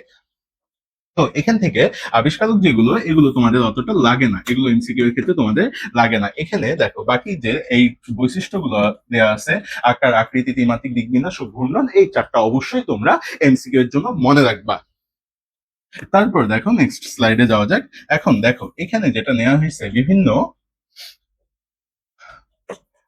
বিভিন্ন কোয়ান্টাম সংখ্যার বিন্যাস। এটা এখন কিভাবে, এটা তোমাদের কিন্তু সিকিউ এর জন্য মোস্ট ইম্পর্টেন্ট। এই ভিডিওটা যদি তোমরা শুরু থেকে শেষ পর্যন্ত দেখো, তাহলে কিন্তু তোমাদের সিকিউ যে যে টপিক গুলো আসে সেগুলোও কিন্তু আমি আলোচনা করে দিব। তার মানে এখানে তোমাদের সিকিউ টপিক গুলো খুব ভালো করে হয়ে যাবে এমসিকিউ এর সাথে। দেখো এখানে প্রথম কোয়ান্টাম সংখ্যা যেটা, এখানে যদি এন এর মান যদি 1 হয়, আচ্ছা আমি যদি এখানে একটা দেখাই দিই, তাহলে বাকি দুটো তোমরা পারবা। আমি ডিরেক্ট 4টা দেখাই দিচ্ছি। দেখো এন ইকুয়াল যদি 4 হয়, আচ্ছা দুঃখিত, প্রথমটা দেখাই দিচ্ছি, তাহলে তোমার উপরে লেখাগুলো দেখতে পারবে, এতে তোমাদের সুবিধা হবে। দেখো n ইকুয়াল যদি 1 হয়, তাহলে এখানে সহকারী কোয়ান্টাম সংখ্যা যেটা, সেটার মান কি হবে? n-1। এটা হবে 0 থেকে n-1, অর্থাৎ এখানে n এর মান যদি তোমরা 1 বসাও, 1-1 করলে কি পাবা? 0 পাবা এটা তোমরা। এবং উপস্থ যেটা আছে সেটা হবে 1s। উপস্থটা কি হবে? 1s। তারপর চৌম্বক কোয়ান্টাম সংখ্যা যেটা, সেটার মান কি হবে? 0, কারণ l এর মান কি? 0। l এর মান 0 হলে চৌম্বক কোয়ান্টাম সংখ্যার মান কি হবে? 0। আর অরবিটাল সংখ্যা কি হবে? 1। অরবিটাল সংখ্যা 1। তারপর দেখো উপস্থিত ইলেকট্রন সংখ্যা, এটা নির্ণয়ের সূত্র হলো 2 × 2l + 1। 2 × 2l + 1, এই সূত্রগুলো মাস্ট বি তোমরা মনে রাখবা। 2 × 2l + 1। তাহলে দেখো এখানে 2 বসাইলাম, 2 এখানে l এর মান কি হবে? 0। এই দেখো l এর মান এখানে তোমরা বের করছো 0, তারপর +1 ইকুয়াল দিয়ে এটা কি হবে? 2 হবে। তারপর এখানে মোট ইলেকট্রনের সংখ্যা কি হবে? 2 হবে। অর্থাৎ একটা কক্ষপথে, অর্থাৎ একটা অরবিটালে সর্বোচ্চ কয়টা ইলেকট্রন থাকতে পারে? 2টা ইলেকট্রন থাকতে পারে। তাহলে এইখানে ইলেকট্রন সংখ্যা কত হবে? 2। এখন বাকি যেগুলো আছে সবগুলো দেখো সেম প্রসেসেই আছে এখানে। এখন দেখো আমি তোমাদেরকে n = 4 যেটা, সেটা একটু দেখাই দিচ্ছি। n = যখন 4 হবে, সেইটা কি হবে? n = 4। n = 4 হলে দেখো এখানে n এর মান যেটা, সেটা কয়টা পাবো? n-1। অর্থাৎ এখানে 0, 1, 2, 3, অর্থাৎ 0, 1, 2, 3 এই তিনটা পাবো। অর্থাৎ n-1, 0 থেকে n-1, 0 পাবো। আর এখানে n এর মান আমরা 4 বসাইলে কত পাবো? 3 পাবো। এটাকে লেখা যাবে 1, 2, 3, এই তিনটা লেখা যাবে। তাহলে এখানে দেখো এখন অরবিটাল যেটা আছে বা উপস্তর, উপস্থ হবে 4s এখানে, কারণ এটা তোমরা মনে রাখবা। 0 এর জন্য হবে s, 0 এর জন্য s, 1 এর জন্য হবে p, তারপর 2 এর জন্য হবে d, আর 3 এর জন্য হবে f। এইটা তোমরা অবশ্যই মনে রাখবা। এখন দেখো এখানে 1 এর জন্য কি হবে? 4p। 4 কিসের জন্য? এই যে n এর মান এখানে 4 আছে। তারপর দেখো এখানে 2 এর জন্য কি হবে? d হবে 4d, তারপর 3 এর জন্য 4f হবে। তারপর এখানে ম্যাগনেটিক কোয়ান্টাম সংখ্যার ক্ষেত্রে যেটা, দেখো এখানে 0, তার মানে এটার মান কি হবে? 0 হবে। 1 এর জন্য এখানে কি হবে? -1, 0, +1। আর 2 এর জন্য কি? -2, -1, 0, +1, +2। অর্থাৎ এখানে 0 থেকে +-l পর্যন্ত মানগুলো হবে। তারপর 3 এর ক্ষেত্রেও সেম প্রসেসেই তোমরা করে ফেলবা। দেখো এখন এখানে কয়টা আছে? একটা অরবিটাল। তারপর এখানে কয়টা? 3টা। তারপর এখানে কয়টা? 5টা। তারপর এখানে কয়টা? 7টা। দেখো এখানে অরবিটাল গুলো কি হবে? 1, 3, 5, 7 হবে। তারপর এখানে দেখো এখন ইলেকট্রন যদি বের করতে চাও, এখানে কয়টা থাকবে? 2টা। একটা অরবিটালে কয়টা থাকবে? 2টা। 3টা অরবিটালে কয়টা থাকবে? 6টা। 5টা অরবিটালে 10টা। 7টা অরবিটালে 14টা। তাহলে মোট কয়টা হচ্ছে? 32টা। দেখো তোমরা যদি এই সফটটা একটু ভালো করে দেখে যাও, তাহলে কিন্তু তোমাদের সিকিউ এ প্রশ্ন আসার সম্ভাবনা এখান থেকেও বেশি। তো তোমাদের এই টপিকটাও খুব ভালো করে হয়ে যাবে তখন। তারপর আমরা যাচ্ছি নেক্সট স্লাইডে। দেখো একটু আগেই আমি তোমাদেরকে যেগুলো বললাম ওগুলোই এখানে লেখা আছে। এল ইকুয়াল 0 হলে সেটা কি হবে? এস অপশক্তি স্তর হবে। এল ইকুয়াল 1 হলে পি অপশক্তি স্তর, এল ইকুয়াল 2 হলে ডি, এল ইকুয়াল 3 হলে এফ অপশক্তি স্তর হবে। তারপর দেখো কোন শক্তি স্তর অরবিটাল সংখ্যা নির্ণয়ের সূত্র কি? N square. যেমন দেখো তৃতীয় শক্তি স্তর অরবিটাল সংখ্যার ক্ষেত্রে 3 স্কয়ার, অর্থাৎ কয়টা হবে? 9টা হবে। তারপর দেখো অরবিট বা শক্তি স্তর সর্বোচ্চ ধারণ ক্ষমতার ক্ষেত্রে 2n স্কয়ার। এগুলো মাস্ট বি মনে রাখবে, এখান থেকে কিন্তু তোমাদের একটা এমসিকিউ থাকবে। দেখো তৃতীয় শক্তি স্তর সর্বোচ্চ ইলেকট্রন ধারণ ক্ষমতার ক্ষেত্রে কিভাবে বের করবা? 2 3, তারপর উপরে কি দিবা? স্কয়ার দিবা। এটা কত হবে? 18 হবে। তারপর উপশক্তি স্তরের ক্ষেত্রে 2 × 2n + 1, যেটাও আমি তোমাদেরকে দেখাই দিছি একটু আগেই। তারপর দেখো নেক্সট স্লাইডে যাওয়া যাক। দেখো এখানে অরবিটালের সর্বোচ্চ ইলেকট্রন ধারণ ক্ষমতা কয়টা? এখানে দুইটা, একটু আগে এটাও বলে দিছি আমি। তারপরে অরবিটালে সরি উপশক্তি স্তর অরবিটাল সংখ্যা 2l+1 এটা মনে রাখবা। তারপর দেখো এখান থেকে অরবিট ও অরবিটালের মধ্যে পার্থক্য, এটা একটু ভালো করে পড়বা, কারণ এটা অনুধাবনমূলক প্রশ্নে চলে আসতে পারে, তোমাদের অনুধাবনমূলক প্রশ্নে চলে আসতে পারে। দেখো অরবিটটা কি? অরবিট হচ্ছে নিউক্লিয়াসের চারদিকে ইলেকট্রনের আবর্তনের জন্য বৃত্তাকার যে কক্ষপথগুলো, অর্থাৎ এই যে এই বৃত্তাকার কক্ষপথগুলোকে আমরা কি বলি? অরবিট বলি। এবং অরবিটাল কি? নিউক্লিয়াসের বাইরে যে ত্রিমাত্রিক স্থানে ইলেকট্রন পাওয়ার সম্ভাবনা সর্বাধিক, সেগুলোকে আমরা কি বলি? অরবিটাল বলি। এই অরবিট হলো দ্বিমাত্রিক, অরবিটটা কি? দ্বিমাত্রিক, এবং অরবিটাল হচ্ছে ত্রিমাত্রিক। এগুলো একটু তোমরা খুব ভালো করে মনে রাখবে, এমসিকিউ তো লাগবে, আবার তোমাদের অনুধাবনমূলক প্রশ্নেও হয়ে যাবে। তারপর দেখো এখানে এই লাইনগুলো একটু ভালো করে মনে রাখবা, কারণ এই লাইনগুলো থেকে মাঝে মাঝে এমসিকিউ চলে আসে। নোডাল প্লেন যেটা আছে বা নোডাল তল যেটা তোমরা বলো, সেটা হচ্ছে অরবিটাল গুলোর মাঝে যে অবস্থানে ইলেকট্রন পাওয়ার সম্ভাবনা কি? শূন্য। ইলেকট্রন যেখানে পাওয়ার সম্ভাবনা শূন্য, তাকে আমরা কি বলি? নোডাল তল বা নোডাল প্লেন। তারপর দেখো এস অরবিটালে কোনো নোডাল প্লেন নাই, এস অরবিটালে কোনো নোডাল প্লেন নেই, এস অরবিটালে কোনো নোডাল প্লেন নাই, এটাও মনে রাখবা। তারপর পি অরবিটালে কয়টা আছে? দুটি লোককে একটি নোডাল প্লেন আলাদা করে রাখে। একটি নোডাল প্লেন কি করে? আলাদা করে রাখে। ডি অরবিটালে 4টি লোককে দুটি নোডাল প্লেন আলাদা করে রাখে। আর এফ অরবিটালে 8টি লোককে 3টি নোডাল প্লেন আলাদা করে রাখে। এখন তোমাদেরকে যদি বলা হয় পি অরবিটালে কয়টি নোডাল প্লেন থাকে? একটা। তারপর ডি অরবিটালে কয়টা? দুইটা। এবং এফ অরবিটালে কয়টা? তিনটা। এগুলো কিন্তু একটু ভালো করে মনে রাখবা তোমরা। তারপর দেখো পরমাণুর ইলেকট্রন বিন্যাস ও ইলেকট্রন সম্পর্কিত যে বিভিন্ন নীতিগুলো আছে, অর্থাৎ আব্বাউ পাউলি এবং হুন্ডের নীতি, এগুলো আমরা এবার দেখবো। দেখো আব্বাউ নীতি যেটা, পরমাণুতে ইলেকট্রন সমূহ প্রথমে নিম্ন শক্তি স্তর সমূহ পূর্ণ করবে, তারপর কি হবে? ক্রমান্বয়ে উচ্চ শক্তি স্তরে যাবে। এটা কি দিছে? বিজ্ঞানী আউবাউ দিছে। এই আউবাউ শব্দের অর্থ হলো বিল্ডিং আপ। বিল্ডিং আপ, এই নীতিটাকে কি বলা হয়? বিল্ডিং আপ নীতি বলা হয়। দেখো এটা এখন কিভাবে করবা তোমরা, দেখো এখানে যদি ডি, এটা মনে করো 3d7, এই 3d7 অর্থাৎ ডি এর কয়টা থাকে? 5টা থাকে। তো 5টা আমরা নিলাম এখানে। দেখো 3d7 এ যেটা পরমাণু প্রথমে কি করবে? নিম্ন শক্তি স্তর পূর্ণ করবে। আগে নিম্নগুলো পূর্ণ করবে, করে তারপর ক্রমান্বয়ে উচ্চ শক্তি স্তরে যাবে। এটা বিজ্ঞানী আব্বাও বলে গেছিলেন এখানে। তারপর আমরা যাব নেক্সট স্লাইডে। দেখো আব্বাও নীতি অনুযায়ী ইলেকট্রন বিন্যাস। তো আবহাওয়া নীতি অনুযায়ী যে ইলেকট্রন বিন্যাস, দেখো পটাশিয়াম এবং সোডিয়াম, সোডিয়ামের এখানে স্মল এ হবে। তো এখানে ইলেকট্রন বিন্যাস তোমরা পারো, এটা 9-10 থেকেই করে আসছো, আশা করি এটা তোমাদের বোঝানো লাগবে না। দেখো এখন পরবর্তীতে ইলেকট্রন বিন্যাস হতে দেখা যায় এখানে পটাশিয়াম ও সোডিয়াম উভয় মৌলের সর্বাবস্থায় কয়টি করে ইলেকট্রন রয়েছে? একটি। এখন দেখো আবহাওয়া নীতি অনুসারে এখানে ক্রোমিয়াম সি আর হবে, ক্রোমিয়াম 24 ও কপার 29, কপার 29 ব্যতিক্রম ইলেকট্রন বিন্যাস প্রদর্শন করে। তাহলে কে কে ব্যতিক্রম ইলেকট্রন বিন্যাস প্রদর্শন করবে? ক্রোমিয়াম ও কপার। ক্রোমিয়াম ও কপার ব্যতিক্রম ইলেকট্রন বিন্যাস প্রদর্শন করবে। তারপর ইলেকট্রনের শক্তির ক্ষেত্রে n+l, অর্থাৎ n+l এর নীতি মেনে চলবে ইলেকট্রন গুলো যখন প্রবেশ করবে। তারপর দেখো মেডিলাং এর নীতি যেটা আছে, n+l এর মান সমান হলে যে অরবিটালে n এর মান কম, সেই অরবিটালে কি করবে? আগে ইলেকট্রন প্রবেশ করবে। তারপরে এখানে ল্যান্থাম যেটা আছে, মৌলটি ইলেকট্রন বিন্যাস আব্বাউ নীতির কি হবে? ব্যতিক্রম হবে। অর্থাৎ এই ল্যান্থামের ইলেকট্রন বিন্যাস আব্বাউ নীতির ব্যতিক্রম। এখান থেকে যে কথাগুলো বললাম, তোমরা যদি এগুলোই মনে রাখো, ইনশাল্লাহ একটা এমসিকিউ কিন্তু তোমরা এখান থেকে কমন পাবা। তারপর দেখো হুন্ডের নীতি দেখবো আমরা। এই হুন্ডের নীতিটা কি? দেখো হুন্ডের নীতি হলো সমশক্তি সম্পন্ন অরবিটাল ইলেকট্রন গুলো সর্বাধিক বিজোড় অবস্থায় থাকতে চায়। কিভাবে থাকতে চাবে? বিজোড় অবস্থায়। দেখো তোমাদের এখানে যদি একটা এক্সাম্পল দিই, তাহলে তোমরা বুঝতে পারবা। দেখো আগের বার কি লিখছিলাম? 3d7 লিখছিলাম আমি। তো 3d7 এর ক্ষেত্রেই এখানে আরেকটু দেখাই দিচ্ছি আমি। 3d7 ওখানে কি করছিল? প্রথমে নিম্ন শক্তি স্তর গুলো পূর্ণ করছিল, কিন্তু এখানে কি করবে? একটা একটা করে প্রবেশ করবে, অর্থাৎ ইলেকট্রন গুলো সর্বাধিক বিজোড় অবস্থায় থাকতে যাবে। যদি এরপরেও থাকে, তারপর এগুলো পূর্ণ করতে থাকবে। আশা করি তোমরা এটি বুঝতে পারছো। এখন দেখো সমশক্তি সম্পন্ন একাধিক অরবিটালে শুধুমাত্র হুন্ডের নীতি প্রযোজ্য। 3টি পি অরবিটাল, 5টি ডি অরবিটাল ইত্যাদি। অর্থাৎ এখানে এই পি অরবিটাল গুলো মনে রাখবা p x, p y, p z, এবং ডি অরবিটাল যেগুলো আছে d x y, d y z, d z x, d x square থেকে y square, d z square. তারপর দেখো অর্ধপূর্ণ ও পরিপূর্ণ অরবিটাল সমূহ অধিক স্থিতিশীল হবে। অর্থাৎ এখানে যদি বলে কোন অরবিটাল গুলো অধিক স্থিতিশীল, একটা হলো অর্ধপূর্ণ, আরেকটা হচ্ছে পরিপূর্ণ। দেখো আমি 200 বা 300 এমসিকিউ যে করায় এইটাতে বিশ্বাসী না, অর্থাৎ এটা করে গেলে কিন্তু তোমরা শিওর মারা খাবে। এই জন্য তোমরা কি করবা, যে লাইন গুলো দেখাচ্ছি এই লাইন গুলো যদি পড়ে যাও তাহলে এমসিকিউ যেখান থেকেই আসুক তোমরা কিন্তু অ্যান্সার করতে পারবা ইনশাল্লাহ। তারপর দেখো এখানে অরবিটাল, এই ক্ষেত্রে এস অরবিটাল এটা অর্ধপূর্ণ কি হবে এস ওয়ান এবং পরিপূর্ণ এস টু হবে। তারপর পি অরবিটাল অর্ধপূর্ণ কি হবে পি থ্রি এবং পরিপূর্ণ পি সিক্স। তারপর ডি অরবিটালের সর্বোচ্চ কয়টা থাকতে পারে 10টা এবং অর্ধপূর্ণ কি হবে ডি ফাইভ। তারপর এফ অরবিটালের সর্বোচ্চ কয়টা থাকতে পারে 14টা এবং এর অর্ধপূর্ণ হবে এফ সেভেন।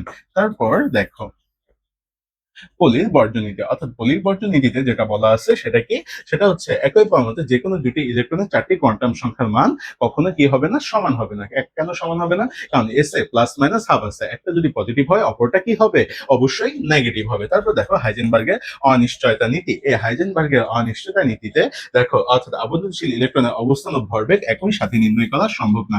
এই জন্য বলি ভাইরা তোমার ফেসবুকে রিলস বা ইউটিউবে রিলস টিলস না দেখে পড়তে বসে, একসাথে কিন্তু দুটা কাজ করা সম্ভব না। রিলস দেখতে দেখতেই তোমাদের সময় চলে যাবে, পড়া আর হবে না। হাতে আসে আর একটা দিন তোমরা ভাইয়ারা কাজে লাগাও, নাহলে হাইজেনবার্গের অনিশ্চয়তা নীতির মতো তোমাদের এ প্লাসও কিন্তু অনিশ্চিত হয়ে যাবে।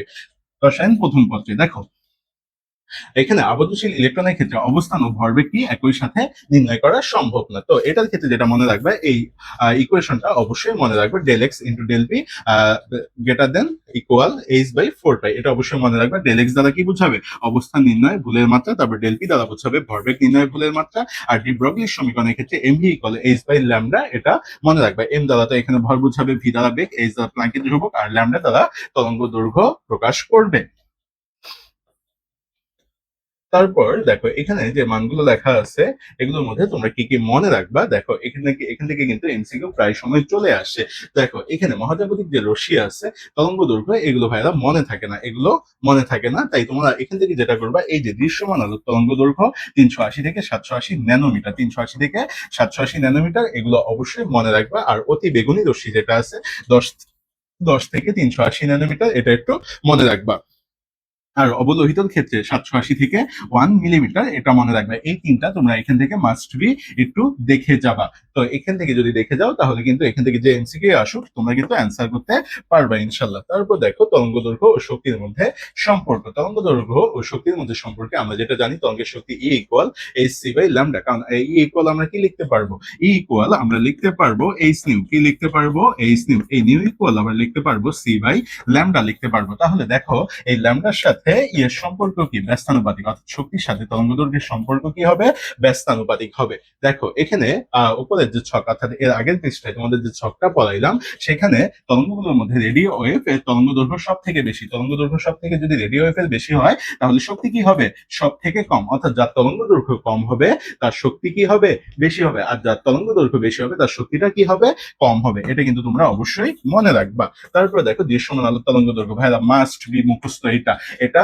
মাস্ট বি মুখস্থ করবা, কারণ এখান থেকে নির্বাক ধ্রুবকের যে সমীকরণটা আছে এটা দিয়ে কিন্তু তোমাদের গ নাম্বার প্রশ্ন চলে আসতে পারে, তাই এটা মাস্ট বি তোমরা মুখস্থ করবা। দেখো এখানে বেগুনি রশ্মি যেটা 380 থেকে 424 ন্যানোমিটার, এগুলো একটু এককগুলো একটু মিস্টেক আছে, তোমরা একটু ভালো করে লিখে নিও, অর্থাৎ ক্যাপিটাল এবং স্মল মিক্সড হবে, এখানে সবগুলোই ক্যাপিটাল হয়ে গেছে, এই জন্য আন্তরিকভাবে দুঃখিত।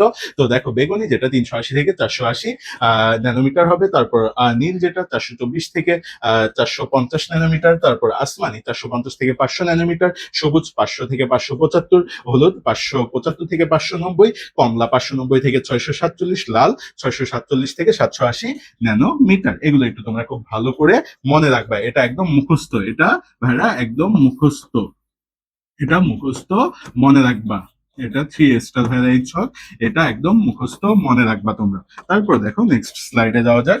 দেখো এখন ফোটনের শক্তির ক্ষেত্রে এখানে যেটা পাবো আমরা সেটা কি, ফোটনের শক্তি ইকুয়াল এইচ না, এবং ফোটনের ভরবেগ P equal H by lambda. এই শর্টকাট সূত্রগুলো অর্থাৎ ছোট ছোট যে সূত্রগুলো আছে এগুলো ভালো করে পড়ে যাবে, কারণ এখান থেকে কিন্তু তোমাদের এমসিকিউ এ দুই একটা করে ম্যাথ চলে আসবে, তাই এই সূত্রগুলো একটু ভালো করে মনে রাখবো। তারপর তরঙ্গ সংখ্যা নিউ বার ইকুয়াল আমরা কি লিখতে পারবো, 1/ল্যামডা লিখতে পারবো। দেখো লাল রশ্মির তরঙ্গ দৈর্ঘ্য 7000 অ্যাংস্ট্রম হলে তরঙ্গ সংখ্যা কত, তাহলে নিউ বার ইকুয়াল 1/ল্যামডা, এবং অ্যাংস্ট্রম যেটা আছে এটাকে আমরা কি করতে পারবো, মিটারে প্রকাশ করতে পারবো। তাহলে 7000 ইন্টু 10 হবে, 10 মিটার হবে। তাহলে এটা তোমরা মনে রাখবা। দেখো এখানে করে দেওয়া আছে, এবং 1 মিটার ইকুয়াল 10 অ্যাংস্ট্রম। এটা তোমরা একটু ভালো করে মনে রাখবা। তারপরে দেখো নেক্সট স্লাইডে যাওয়া যাক। এখন দেখো ফোটনের শক্তি ও ভরবেগ। এখন এখানে দেখো ফোটনের শক্তি ও ভরবেগের ক্ষেত্রে এখানে যে সূত্রগুলো অর্থাৎ এই অধ্যায়ে যে সূত্রগুলো আছে ওগুলো একটু দেখো। এখন ই ইকুয়াল এইচ নিউ, এটা কলাইসি। ফোটনের ভরবেগের ক্ষেত্রে P equal H by lambda, এটাও কলাইসি। তরল সংখ্যা নিউ বার ইকুয়াল 1/ল্যামডা, এটাও কিন্তু কলাইসি। অর্থাৎ তিনটা সূত্রই কিন্তু তোমাদেরকে দেখাই দিছি। তারপর দেখো হাইড্রোজেনের পরমাণু বিকিরণ বর্ণালী, যেটা এইটা তোমরা অবশ্যই মনে রাখবা। নিউ বার ইকুয়াল 1/ল্যামডা লেখা যাবে, ইকুয়াল লেখা যাবে R H into 1/n1 square minus 1/n2 square. এটা খুব ভালো করে মনে রাখবা, কারণ এটা সিকিউ এ তোমাদের গ চলে আসতে পারে। এমসিকিউ তো থাকতেই পারে, আবার সিকিউ এর কি থাকতে পারে, গ। এখানে n1 দ্বারা নিম্ন শক্তির স্তর, নিম্ন শক্তির কক্ষপথ বুঝাবে, n2 দ্বারা উচ্চ শক্তির কক্ষপথ বুঝাবে, ল্যামডা দ্বারা তরঙ্গ দৈর্ঘ্য, এবং নিউ বার দ্বারা তরঙ্গ সংখ্যা বুঝাবে। তো এখান থেকে কিন্তু সিরিজ গুলো তোমরা অবশ্যই মনে রাখবা খুব ভালো করে। দেখো এই সিরিজ গুলো লিখে নিছি এখানে। তো সিরিজ গুলো তোমাদের কিন্তু মাস্ট বি মনে রাখতে হবে। লাইমিন যেটা আছে, লাইমিনের নিম্ন শক্তি স্তর অর্থাৎ n1 এর মান কি হবে, 1 হবে। এটা n1 এর মানটা কি হবে, 1 হবে। উচ্চ শক্তি স্তর তারপর থেকে স্টার্ট হবে 2 3 4 5 এরকম চলতে থাকবে। আর পরীক্ষিত বিকিরণ অঞ্চল এটা হবে অতি বেগুনি। এটা কি হবে, অতি বেগুনি। এগুলো খুব ভালো করে মনে রাখবা ভাইয়ারা, কারণ এখানে সিকিউতে আসতে পারে এটা কোন অঞ্চলে দেখা যাবে, বা এটা তরঙ্গ দৈর্ঘ্য কি হবে, বা এটা কোন রঙের হবে। এই জন্য এই কালার গুলো মনে রাখতে হবে, এবং সিরিজ গুলো তোমাদের খুব ভালো করে মনে রাখতে হবে সিকিউ এর জন্য। বামারের ক্ষেত্রে এটা নিম্ন শক্তির স্তর 2, এবং এটার একমাত্র দৃশ্যমান অর্থাৎ বামার সিরিজটা হলো একমাত্র দৃশ্যমান অঞ্চল। অর্থাৎ এখানে আমরা যে দৃশ্যমান আলো তরঙ্গ দৈর্ঘ্য বেরিয়ে আসো কলা দেখতে পাই, এইগুলো লাগবে এখানে। তো এই তরঙ্গ দৈর্ঘ্য গুলো এখানে মনে রাখবা। তো বামারটাই একমাত্র আমরা দেখতে পারি যেটা হচ্ছে দৃশ্যমান। কোশ্চেন এটা হচ্ছে 3, n1 এর মান কত হবে 3, তারপর n2 এর মানগুলো তারপর থেকে স্টার্ট হবে, ব্র্যাকেট হচ্ছে 4, তারপর n2 এর মানগুলো স্টার্ট হবে, ফন্ট যেটা আছে n1 এর মান হবে 5, এবং n2 এর মান তারপর থেকে স্টার্ট হবে। দেখো এখানে এই যে প্রথমটা শুধু মনে রাখতে হবে তোমাদের, লাইমেনটা কি অতি বেগুনি রশ্মি, এবং বামারটা হচ্ছে দৃশ্যমান। আর বাকিগুলো দেখো সবগুলোই কিন্তু অবলোহিত, অর্থাৎ বামারের পর থেকে বাকি যেগুলো আছে সবগুলোই কিন্তু তোমাদের অবলোহিত। তারপর দেখো হামফ্রি যেটা n1 এর মান হচ্ছে 6, এবং n2 এর মান তারপর থেকে স্টার্ট হবে। এগুলো শুধু স্মল করে দিবা তোমরা, যেহেতু 2 বছর পরে আসছো এগুলো জানোই। জাস্ট এটা এখানে স্লাইডে তুলতেই মিস্টেক হয়ে গেছে, এই জন্য দুঃখিত। তারপর দেখো এখানে যে লাইনগুলো লিখে নিছি, এই লাইনগুলো একটু দেখবা ভালো করে। সর্বোচ্চ শক্তি বা সর্বোচ্চ কক্ষপথ বা সর্বোচ্চ তরঙ্গ সংখ্যার জন্য n2টা কি হবে, অসীম হবে। n2টা কি হবে, অসীম হবে। তারপর দেখো সর্বনিম্ন শক্তি, সর্বনিম্ন কম্পাঙ্ক, সর্বনিম্ন তরঙ্গ সংখ্যার জন্য n2 ইকুয়াল n1 প্লাস কি হবে, 1 হবে। তারপর কোন সিরিজে n তম লাইনের জন্য n2 equal n1 plus n হবে। তো এখানে যে তিনটা লাইন লিখে নিছে, এই তিনটা লাইন একটু তোমরা ভালো করে দেখে যাবা, কারণ এখান থেকে কিন্তু এখন এমসিকিউ প্রায় সময় চলে আসে। তারপরে দেখো নেক্সট স্লাইডে যাওয়া যাক। এখন তড়িৎচুম্বকীয় রশ্মি যে ব্যবহার, এই ব্যবহারগুলো দিয়ে কিন্তু তোমাদের এমসিকিউতে এখন প্রায় সময় চলে আসছে। তো এই ব্যবহারগুলো খুব ভালো করে পড়বা। ইউভি রশ্মি, যেটা ইউভি রশ্মি জাল টাকা শনাক্তকরণে ব্যবহার করা হয়। ইউভি রশ্মি কোথায় ব্যবহার করা হয়, জাল টাকা শনাক্তকরণে। তাহলে এটা মনে রাখবা, ইউভি রশ্মি জাল টাকা শনাক্তকরণে। তারপর দেখো আইআর যেটা আছে সেটা কি, ক্যান্সার আক্রান্ত কোষ শনাক্তকরণ, অর্থাৎ ক্যান্সার আক্রান্ত জৈব যৌগের গঠন, কার্যকরী মূলকের শনাক্তকরণ, মস্তিষ্কের রোগ নির্ণয়, শরীরের তাপমাত্রা বুঝতে, ফিজিওথেরাপি, ধমনী ও শিরা শনাক্তকরণে। এই যে যেগুলো বললাম তোমাদেরকে, এগুলো কিন্তু খুব ভালো করে মনে রাখবা, কারণ এখান থেকে কিন্তু বহুপদী এমসিকিউ চলে আসে। কি এমসিকিউ চলে আসে, বহুপদী এমসিকিউ প্রায় সময় চলে আসে। তো এইটার ক্ষেত্রে খুব ভালো করে তোমরা এগুলো মনে রাখবা।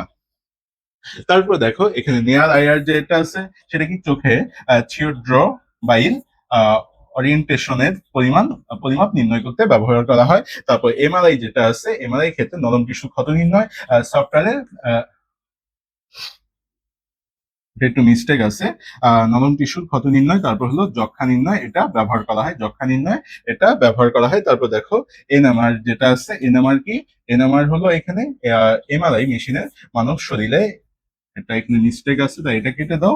এমআরআই যেটা, এমআরআই মেশিনে মানব শরীরের ছবি তুলতে, রোগ নির্ণয় করতে ব্যবহার করা হয় এনএমআর। তো এখান থেকে যেগুলো বললাম এগুলো একটু ভালো করে পড়ে নিবা তোমরা, এবং যেগুলো মিস্টেক সেগুলো কিন্তু দেখাই দিছি, তাই লেখা দেখার সময় একটু ভালো করে দেখবা। তারপর দেখো নেক্সট স্লাইডে শিক্ষা পরীক্ষা। এই শিক্ষা পরীক্ষা তোমরা ইন্টারমিডিয়েটে অনেকেই পড়ো না, যেহেতু পড়ো না তো এখান থেকে জাস্ট কয়েকটা লাইন বলবো ভাইয়ারা, এই লাইনগুলোই তোমরা মনে রাখবা, দেখবা ইনশাল্লাহ এখান থেকে যে এমসিকিউটাই আসুক তোমরা কিন্তু পারবা। দেখো এখানে পটাশিয়াম যেটা আছে, পটাশিয়ামের বর্ণটা কি? পটাশিয়ামের বর্ণ হলো বেগুনি। তারপর সোডিয়াম যেটা, সেটা কি? সোনালী লাল। ক্যালসিয়াম ইটের মতো লাল। কপার 2+, উজ্জ্বল নীলাভ সবুজ। বেরিয়াম 2+, এটা হলো কাঁচা আপেলের মতো। তারপর দেখো লিথিয়াম, স্ট্রনশিয়াম, লেড, এগুলো বিভিন্ন রঙের শিখা বা শিখা দেখা যায় না, এগুলোর ক্ষেত্রে কি দেখা যায় না, এগুলোর ক্ষেত্রে দেখা যায় না শিখা। তো এগুলো মনে রাখবে। তারপর দেখো লবণের সাথে এসিএল মিশে প্লাটিনাম তারের সাহায্যে শিখা পরীক্ষা করা হয়। তাহলে যদি আসে শিখা পরীক্ষা কার সাথে করা হয়? এসিএল, এসিডের সাথে প্লাটিনাম তার কি করতে হবে? প্লাটিনাম তারের সাহায্যে এখানে এসিএল মিশে কি করা হয়? শিখা পরীক্ষাটা করা হয়। তো তোমাদের এই লাইনটাও কিন্তু তোমাদের মনে রাখতে হবে, তাই এগুলো একটু মনে রাখবে। প্লাটিনাম তার ইউজ করা হয় এবং এসিএল ইউজ করা হয় এখানে। তারপর দেখো দ্রাব্যতা ও দ্রাব্যতার গুণফল, এখান থেকে কি পড়বা? এখন দ্রাব্যতা ও দ্রাব্যতার গুণফল থেকে তোমাদের যদি সিকিউ না আসে ভাইয়া, তাহলে আর কি বলি, প্রশ্নটা আবার ফেরত যাবে, এটাই বলতে হয় আর কি। তো দ্রাব্যতার গুণফল থেকে কিন্তু তোমাদের মাস্ট বি সিকিউ থাকবেই, এটা সিকিউ এর জন্য 3 স্টার, মাস্ট বি সিকিউ থাকবেই। দ্রাব্যতার গুণফল থেকে মাস্ট বি সিকিউ থাকবে। তো দ্রাব্যতার গুণফলে এখানে দেখো, দ্রাব্যতার গুণফল যদি নির্ণয় করতে বলে তোমাদেরকে, দেখো এখানে যদি বলে ম্যাগনেসিয়াম ক্লোরাইড, এই ম্যাগনেসিয়াম ক্লোরাইডের দ্রাব্যতা নির্ণয়, দ্রাব্যতার গুণফল নির্ণয় করো। অর্থাৎ দ্রাব্যতার গুণফলকে আমরা কেএসপি দ্বারা প্রকাশ করি। কি দ্বারা প্রকাশ করি? কেএসপি। দেখো এটাকে এখন যদি আমরা ভেঙে নেই, তাহলে ম্যাগনেসিয়াম +2Cl মাইনাস পাবো আমরা, অর্থাৎ এখানে ম্যাগনেসিয়াম 2+, ম্যাগনেসিয়াম 2+ পাবো। তো এটার ক্ষেত্রে আমরা কি করব? এখানে এস দিব, তারপর মাঝে ইনটু, আর এখানে 2, তারপর এস, আর উপরে কি যাবে? এটা পাওয়ার হয়ে যাবে, অর্থাৎ সামনে যা থাকবে এটা পাওয়ার হয়ে উপরে যাবে। তাহলে দেখো এটা যদি নির্ণয় করো, S × 4S স্কয়ার, অর্থাৎ এটা হচ্ছে 4S³ দ্রাব্যতার গুণফল। অর্থাৎ কেএসপি নির্ণয় করার ক্ষেত্রে কিভাবে নির্ণয় করবা সেটা দেখাই দিলাম। এবার দেখো কেআইপি, কেআইপি এর ক্ষেত্রে কি করবা? অর্থাৎ ম্যাগনেসিয়াম ক্লোরাইডেরই যদি কেআইপি নির্ণয় করো তোমরা, তাহলে কিভাবে করবে? এটাকে কি করতে হবে? প্রথমে ভাঙায় লিখতে হবে ম্যাগনেসিয়াম 2+ +2Cl মাইনাস, এটা লিখলা। এখন কেআইপি এর ক্ষেত্রে তোমরা সবসময় মনে রাখবে এটা 1, অর্থাৎ এস মাঝে ইনটু, সামনে হচ্ছে, এই সামনে টুটা হয় না, কেআইপি এর ক্ষেত্রে কি হয়? S square. অর্থাৎ এখানে দেখো দ্রাব্যতার গুণফলের সামনে আমরা কি দিছিলাম? সামনে আমরা 2 দিছিলাম এখানে, আর এটাই পাওয়ার হিসাবে উপরে চলে গেছিল, অর্থাৎ সামনে যা থাকবে ওটাই পাওয়ার হিসাবে উপরে চলে যাবে। কিন্তু এটার ক্ষেত্রে খেয়াল করো, এই যে 2 যেটা আছে এটা শুধু কি হবে? পাওয়ার হিসাবে উপরে চলে যাবে কেআইপি এর ক্ষেত্রে। তাহলে এটা হবে S³ এটা কি হবে? S³ হবে। আশা করি কেএসপি এবং কেআইপি তোমরা বুঝতে পেরেছো। এখন দেখো এখানে এই তোমাদের সিকিউ এর জন্য যেটা লাগবে সেটা দেখাই দিচ্ছি। কেআইপি গ্রেটার দেন কেএসপি হলে এখানে সম্পৃক্ত দ্রবণ থেকে কি করবে? অর্ধক্ষেপ করবে। তারপর কেআইপি লেস দেন কেএসপি হলে দ্রবণটি কি হবে? অসম্পৃক্ত হবে। কেআইপি ইকুয়াল কেএসপি হলে দ্রবণটা কি হবে? সম্পৃক্ত। এই তিনটা লাইন মাস্ট বি তোমরা মনে রাখবা, কারণ সিকিউ এর জন্য তোমাদের লাগবেই, আর এখান থেকে একটা সিকিউ আসবেই। তারপর দেখো এখন নেক্সট স্লাইডে যাওয়া যাক, ক্রোমাটোগ্রাফি। তো ক্রোমাটোগ্রাফির ক্ষেত্রে এখানে কয়েকটা ক্রোমাটোগ্রাফির প্রকারভেদ আছে, এই প্রকারভেদ গুলো দেখে নাও, কারণ এটা তোমাদের শর্ট সিলেবাসে, অর্থাৎ তোমাদের যে বড় ভাই বোনরা ছিল শর্ট সিলেবাসে ছিল না তাদেরকে, কিন্তু তোমাদের যেহেতু ফুল সিলেবাস, তো এখান থেকে কিন্তু একটা এমসিকিউ আসতে পারে। দেখো এখানে অধিশোষণ ক্রোমাটোগ্রাফি যেটা স্থির মাধ্যমে কঠিন এবং সচল মাধ্যমে কি তরল। তারপর কলাম ক্রোমাটোগ্রাফি যেটা আছে এটা হলো স্থির মাধ্যমে কঠিন এবং সচল মাধ্যমে কি হবে? তরল হবে। তারপর পাতলা স্তর ক্রোমাটোগ্রাফি, এটাও স্থির মাধ্যমে কি হবে? কঠিন এবং সচল মাধ্যমে তরল। তারপর দেখো বন্টন বা বিভাজন ক্রোমাটোগ্রাফি যেটা আছে এটা কি হবে? স্থির মাধ্যমে তরল এবং সচল মাধ্যমেও কি হবে? তরল হবে। তারপর পাতলা স্তর ক্রোমাটোগ্রাফি যেটা আছে এটা হলো স্থির মাধ্যমে তরল এবং সচল মাধ্যমেও কি হবে? তরল হবে এটা। তো এগুলো একটু তোমরা একটু ভালো করে মনে রাখবে, এখান থেকে কিন্তু এবার এমসিকিউ আসতে পারে। তারপর দেখো নেক্সট স্লাইডে যাওয়া যাক। এখানে কলাম ক্রোমাটোগ্রাফি যেগুলো, এগুলো কাকে বলে, বা এখানে ইম্পর্টেন্ট লাইনগুলোই কিন্তু আমি লিখে নিয়েছি। তো দেখো এখানে কলাম ক্রোমাটোগ্রাফি যেটা, সেটা কি বিশুদ্ধভাবে পৃথকীকরণের বহুল প্রচলিত পদ্ধতি। এটা প্রাকৃতিক নমুনা থেকে উপাদানগুলো পৃথকীকরণ ও বিশোধনে ব্যবহৃত হয়। এটা কি কাজে ব্যবহার করা হয় সেটাই কিন্তু এখানে লেখা আছে, তো লাইনগুলো পড়বা তোমরা। পাতলা স্তর ক্রোমাটোগ্রাফি টিএলসি, এটাকে কি বলা হয়? টিএলসি। এটি সর্বজনীন পদ্ধতি যা প্রায় সব জৈব যৌগকে পৃথক করতে ব্যবহার করা হয়। তাহলে পাতলা স্তর ক্রোমাটোগ্রাফি কি করে? জৈব যৌগকে পৃথক করতে, এটা তোমরা মনে রাখবা, জৈব যৌগকে পৃথক করতে ব্যবহৃত হয়। তারপর দেখো পেপার ক্রোমাটোগ্রাফি যেটা আছে, এটা ফিল্টার কাগজে ব্যবহৃত হয়। কোথায় ব্যবহৃত হয়? ফিল্টার কাগজে অ্যামিনো অ্যাসিড এবং কার্বোহাইড্রেটের মিশ্রণের ক্ষেত্রে পৃথকীকরণের জন্য এটা সর্বোত্তম পদ্ধতি। তারপর দেখো এখানে এইচপিএলসি যেটা আছে, এটাকে উচ্চমানের তরল ক্রোমাটোগ্রাফি বা ওষুধ বা প্রসাধনী শিল্পে ব্যবহার করা হয়। এইচপিএলসি এখানে যে ব্যবহারগুলো বললাম, এই ব্যবহারগুলো তোমরা খুব ভালো করে মনে রাখবা, কারণ এখান থেকে কিন্তু তোমাদের বহুপদী প্রশ্ন চলে আসতে পারে। কি আসতে পারে এখান থেকে? বহুপদী এমসিকিউ যেগুলো আছে এগুলো চলে আসতে পারে। বহুপদী, আচ্ছা দুঃখিত, এখান থেকে আসতে পারে তোমাদের বহুপদী এমসিকিউ যেগুলো আছে সেগুলো চলে আসতে পারে। তো এখানে এই ব্যবহারগুলো কিন্তু তোমাদের খুব ভালো করে করতে হবে। তারপর দেখো এখানে পাতন পাতন ইকুয়াল কি বাষ্পীভবন প্লাস ঘনীভবন লিখতে পারবো। তারপর ঊর্ধ্বপাতন যেটা আছে, এখানে একটা বিক্রিয়া দেওয়া আছে। বিক্রিয়া বলতে সোডিয়াম ক্লোরাইড প্লাস অ্যামোনিয়াম ক্লোরাইডের মিশ্রণ থেকে উপাদান পৃথকীকরণের জন্য ঊর্ধ্বপাতন প্রক্রিয়া ব্যবহৃত হয়। এটি অবিশুদ্ধ বেঞ্জিক অ্যাসিড বিশোধনেও ব্যবহার করা হয়। তো এগুলো মনে রাখবে। এখন আরেকটা কথা হচ্ছে, তোমাদের যে আমি আয়ন শনাক্তকরণে দেখালাম, এই আয়ন শনাক্তকরণ একটু নেসলার বিকারকটা পড়ে নিও, অর্থাৎ NH4+, এটা একটু ভালো করে পড়ে নিও। অনেক সময় সিকিউ এর খ নাম্বারে বা গ নাম্বারে দিয়ে দেয়। যদি তোমরা কোনোটাই না পড়ো, তাও এই নেসলার বিকারকে যেটা অ্যামোনিয়াম শনাক্তকরণ আছে, এই অ্যামোনিয়াম শনাক্তকরণটা একটু ভালো করে দেখে নিবা তোমরা। তারপর দেখো ক্রোমাটোগ্রাফির ক্ষেত্রে এখানে কি কি লাইন মনে রাখবে একটু আগে, এগুলো আমি তোমাদেরকে সবগুলোই কিন্তু দেখাই দিছি। তো ক্রোমাটোগ্রাফির দশা কয়টা? দুইটা। ক্রোমাটোগ্রাফির দশা হচ্ছে দুইটা, একটা হলো স্থির দশা আর একটা হচ্ছে চলনশীল দশা, যেটা তোমাদের ছকের মধ্যেই আমি দেখাই দিছি। তারপর ক্রোমাটোগ্রাফি এখানে ক্রোম যেটা আছে, ক্রোমটা তোমরা একটু মনে রাখতে পারো, এটা এই ক্রোমটা। তারপর এখান থেকে মাস্ট বি মনে রাখবা পেপার ক্রোমাটোগ্রাফিতে আরএফ এর মান কি? 0.5। আরএফ এর মান কত? 0.5। এটা একটু ভালো করে মনে রাখবা।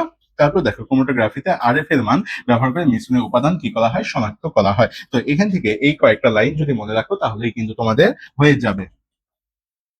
তারপর এখান থেকে তোমাদের কি কি এমসিকিউ আসতে পারে, অর্থাৎ ইম্পর্টেন্ট যে এমসিকিউ গুলো আছে, এতক্ষণ পর্যন্ত তোমাদের যে লাইন গুলো করাইলাম বা অধ্যায়টা সম্পর্কে কিন্তু আমি পুরাটাই বলে দিছি। তো এই ভিডিওটাও যদি দেখো তোমরা, অর্থাৎ অধ্যায়গুলো কিন্তু তোমাদের একবার করে রিভিশন হয়ে যাবে। তো এখন দেখো এই অধ্যায় থেকে কি কি তোমাদের এমসিকিউ আসতে পারে সেটা দেখা যায়। ইলেকট্রনের প্রকৃত ভর, ইলেকট্রনের প্রকৃত ভর কিন্তু আমি তোমাদেরকে দেখাই দিচ্ছি 9.11 ইন্টু 10⁻28 গ্রাম। এখানে জিটা জাস্ট কি হবে? স্মল হবে, কারণ এখানে সবগুলোই ক্যাপিটাল চলে আসছে আর কি। তারপর নেক্সট এমসিকিউটা দেখা যাক। দেখো নিউট্রনের আবিষ্কারককে, এটাও তোমাদেরকে আমি পড়াইছি, এটা কি বিজ্ঞানী চারিকে, এগুলো কিন্তু সবগুলোই বোর্ড প্রশ্ন। তো এগুলো যে ইম্পর্টেন্ট না এটা ভাবার কোনো দরকার নাই, তোমরা একটু বোর্ড প্রশ্নগুলো ভালো করে দেখবা। রাদারফোর্ডের পরমাণু মডেল কত সালে প্রকাশিত হয় বলছিলাম, এটা বোর্ডে আসে মাঝে মাঝে। এটা কত সালে? 1911 সালে। এটা কত সালে? 1911 সালে। তারপর দেখো এটা 1911 সাল। এখন তারপর যেটা দেখবো আমরা নেক্সট এমসিকিউ, দেখো পি অরবিটালে, এখানে যেটা আছে পি অরবিটালে আকৃতি কেমন? দেখো এগুলো কিন্তু পড়াই দিছি। পি অরবিটাল আকৃতি কি? ডাম্বেল আকার। পি অরবিটাল আকৃতি কি? ডাম্বেল আকার আকৃতি। তারপর আমরা যাব নেক্সট স্লাইডে। দেখো তৃতীয় শক্তির স্তরে সর্বোচ্চ ইলেকট্রন ধারণ ক্ষমতা কত? তৃতীয় শক্তির স্তরে সর্বোচ্চ ইলেকট্রন ধারণ ক্ষমতা। তাহলে এটার ক্ষেত্রে আমরা যেটা জানি সেটা কি? 2n²। এটা সূত্রটা কি? 2n², অর্থাৎ এখানে হলো 2n²। দেখো 2, তারপর এখানে তৃতীয় শক্তি স্তর বলছে, 3 এর উপরে স্কয়ার দাও, অর্থাৎ এখানে কত পাবা? 18 পাবা তোমরা। তারপর নেক্সট স্লাইডে যাওয়া যাক। দেখো এখানে নিচের কোনটি আবহাওয়া নীতি অনুযায়ী ইলেকট্রন বিন্যাসের ব্যতিক্রম? কোনটা কোনটা দেখাইছিলাম তোমাদের মনে আছে কি? দেখো কপার দেখাইছিলাম আর ক্রোমিয়াম দেখাইছিলাম। কপার এবং কি ক্রোমিয়াম দেখাইছিলাম তোমাদেরকে। তো এই দুটো মনে রাখবা, এই দুটো হলো আবহাওয়া নীতি ব্যতিক্রম। তারপর নেক্সট স্লাইডে যাওয়া যাক। দেখো হাইজেনবার্গের অনিশ্চয়তা নীতি কোনটি? এটা বলছিলাম, এখান থেকে ইকুয়েশনটা মনে রাখবা, del X into del P greater than equal h/4 pi. তারপর দেখো কোন মৌলটি ইলেকট্রন বিন্যাস ব্যতিক্রম? এটা কার হয়েছে? ক্রোমিয়াম। একটু আগেই তোমাদেরকে বললাম ক্রোমিয়াম এবং কপারের ইলেকট্রন বিন্যাস কি হবে? ব্যতিক্রম হবে। তারপর দৃশ্যমান আলোর তরঙ্গ দৈর্ঘ্য সীমাগত 380 থেকে 780 ন্যানোমিটার, এটাও জানো তোমরা। তারপর দেখো কোয়ান্টাম সংখ্যায় এল ইকুয়াল টু হলে সেটি কোন উপস্তর? এল ইকুয়াল টু হলে সেটা কি হবে? দেখো এখানে এস অর্থাৎ 0 হলে এস, তারপর পি হলে 1, তারপর ডি হলে 2 হবে, তারপর এফ হলে সেটা কি হবে? 3 হবে। তাহলে এখানে কত বলছে? 2 বলছে, তাহলে সেটা কি হবে? ডি হবে। এখানে শুধু এখানে কি করবা? স্মল করে দিবা এগুলো, এটা হবে স্মল ডি। তারপর দেখো হাইড্রোজেন পরমাণুর ব্যাস কত? 10⁻10 মিটার হবে। এটা 10⁻10 মিটার। কত? 10⁻10 মিটার হবে। 10⁻10 মিটার। তারপর হাইড্রোজেন পরমাণুর ব্যাস গেল। এখন দেখো ইলেকট্রনের ঘূর্ণন নির্দেশ করে কোন কোয়ান্টাম সংখ্যা, এটাও তো জানো, স্পিন কোয়ান্টাম সংখ্যা। তারপর দেখো সমশক্তি সম্পন্ন অরবিটালে ইলেকট্রন বিন্যাসের নীতি কোনটি, এটা কি হুন্ডের নীতি, কারণ সমশক্তি সম্পন্ন অরবিটালে ইলেকট্রন বিন্যাসের নীতি কোনটা, হুন্ডের নীতি। তারপর একটি অরবিটালে সর্বোচ্চ কয়টি ইলেকট্রন থাকতে পারে, প্রশ্নটা একটু মিস্টেক আছে, কয়টি আগে হবে তারপর ইলেকট্রন হবে, কয়টি ইলেকট্রন থাকতে পারে, এটা কয়টা হবে, দুইটা, এটাও কিন্তু তোমাদেরকে আমি বলে দিছি। তারপর দেখো ল্যান্থামের পারমাণবিক সংখ্যা কত, ল্যান্থামের পারমাণবিক সংখ্যা কত, 57। তারপর দেখো নিউক্লিয়াসে প্রোটন ও নিউট্রনের সমষ্টিকে কি বলা হয়, ভর সংখ্যা বলা হয়, এগুলো তো জানোই। তারপর কোন রশ্মি তরঙ্গ দৈর্ঘ্য সবচেয়ে কম, গামা রশ্মি, গামা রশ্মি তরঙ্গ দৈর্ঘ্য সবচেয়ে কম। ডি ব্রগলির সমীকরণ কোনটি, M V equal H by lambda. তারপর কোয়ান্টাম সংখ্যায় এম ইকুয়াল 0 কি নির্দেশ করবে, দিক বিন্যাস নির্দেশ করবে, কারণ কি, কারণ এখানে এম এর কথা বলে দিছে, দেখো এম এর কথা বলে দিছে, এম দ্বারা কি ম্যাগনেটিক কোয়ান্টাম সংখ্যা বুঝাবে, আর ম্যাগনেটিক কোয়ান্টাম সংখ্যা বুঝালে সেটা কি নির্দেশ করবে, দিক নির্দেশ করবে। তারপর নেক্সট স্লাইডে যাওয়া যাক।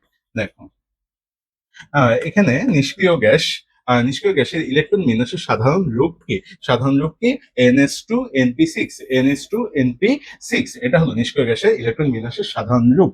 তারপর আমরা যাব নেক্সট স্লাইডে। দেখো এই অধ্যায় থেকে কি কি ক নাম্বার বা জ্ঞানমূলক প্রশ্ন আসতে পারে সেটা দেখাই দিচ্ছি। কোয়ান্টাম সংখ্যা কি, অরবিটাল কি, হাইজেনবার্গের অনিশ্চয়তা নীতি, এটা ঠিক করে নাও বানানটা, পাউলির বর্জ্য নীতি, আব্বাও নীতি, আয়োনাইজেশন, কার শক্তি কাকে বলে, প্রাইমারি স্ট্যান্ডার্ড পদার্থ কাকে বলে, মোলার দ্রবণ, আর এফ এর মান, এই কয়েকটা যদি তোমরা এখান থেকে ক নাম্বার পড়ো ইনশাল্লাহ তোমাদের ক নাম্বার আর আটকিবে না। তারপর আমরা নেক্সট স্লাইডে খ নাম্বার যেগুলো বা অনুধাবনমূলক প্রশ্ন যেগুলো আসে সেগুলো দেখে নিই। দেখো এখান থেকে 2D অরবিটাল সম্ভব নয় কেন ব্যাখ্যা করো, 3D অপেক্ষা 4s অরবিটালে ইলেকট্রন আগে প্রবেশ করে কেন, তারপর ক্রোমিয়ামের ইলেকট্রন বিন্যাসের ব্যতিক্রম একটি অরবিটালে সর্বোচ্চ 2টি ইলেকট্রন থাকতে পারে কেন, তারপর হাইড্রোজেন বর্ণাইতে বামার সিস দৃশ্যমান কেন, পাউলির বর্জ্য নীতি প্রয়োগ করে উপ শক্তিস্তর ইলেকট্রন ধারণ ক্ষমতা নির্ণয় করো, প্রাইমারি ও সেকেন্ডারি স্ট্যান্ডার্ড পদার্থের মধ্যে পার্থক্য, আর্দ্রতা কিভাবে ক্রোমোটোগ্রাফিকে প্রভাবিত করে, আয়নাইজেশন শক্তির মান উপর থেকে নিচে হ্রাস পায় কেন। দেখো এটা কিন্তু থার্ড অধ্যায়ের প্রশ্ন, এখানে আসলে মিস্টেক হয়ে ঢুকে গেছে, এটা হচ্ছে থার্ড অধ্যায়ের প্রশ্ন তোমাদের। তো এখানে যে প্রশ্নগুলো বললাম এটাও ইম্পর্টেন্ট, অবশ্য এই প্রশ্নটাও ইম্পর্টেন্ট। তো এখান থেকে যে প্রশ্নগুলো বললাম তোমাদেরকে, এগুলো যদি খুব ভালো করে পড়ো ইনশাল্লাহ তোমাদের কিন্তু খ নম্বরের প্রশ্নগুলো হয়ে যাবে। তো এই অধ্যায়ে তোমাদের যেটা চলে গেল এমসিকিউ এর জন্য কি কি পড়বা, সিকিউ এর জন্য কি কি পড়বা, ক খ কি কি পড়বা, এবং বোর্ড এমসিকিউ কিছু দেখাই দিছে। তাও আবার সিকিউ এর জন্য মোস্ট ইম্পর্টেন্ট টপিক গুলো আরেকবার বলে দিই। এখানে এখানে যেটা পড়বা, রিডবার্গের যে সমীকরণটা সেটা খুব ভালো করে পড়বা, রিডবার্গের সমীকরণ খুব ভালো করে পড়বা, এই সমীকরণটা খুব ভালো করে পড়বা, কারণ এখান থেকে একটা প্রশ্ন চলে আসে। তারপর যেটা পড়বা কোয়ান্টাম সংখ্যা, কোয়ান্টাম সংখ্যা এখান থেকে কোয়ান্টাম সংখ্যাও খুব ভালো করে পড়বা, কোয়ান্টাম সংখ্যা। তারপর এখান থেকে যেটা করবা দ্রাব্যতার গুণফল, এই তিনটা টপিক আগে তোমরা পড়ে ফেলবে, দ্রাব্যতার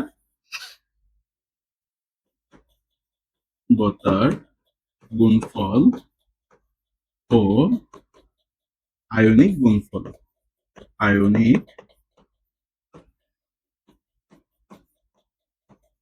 গুণফল, এখান থেকে এই তিনটা টপিক আগে তোমরা শেষ করবা।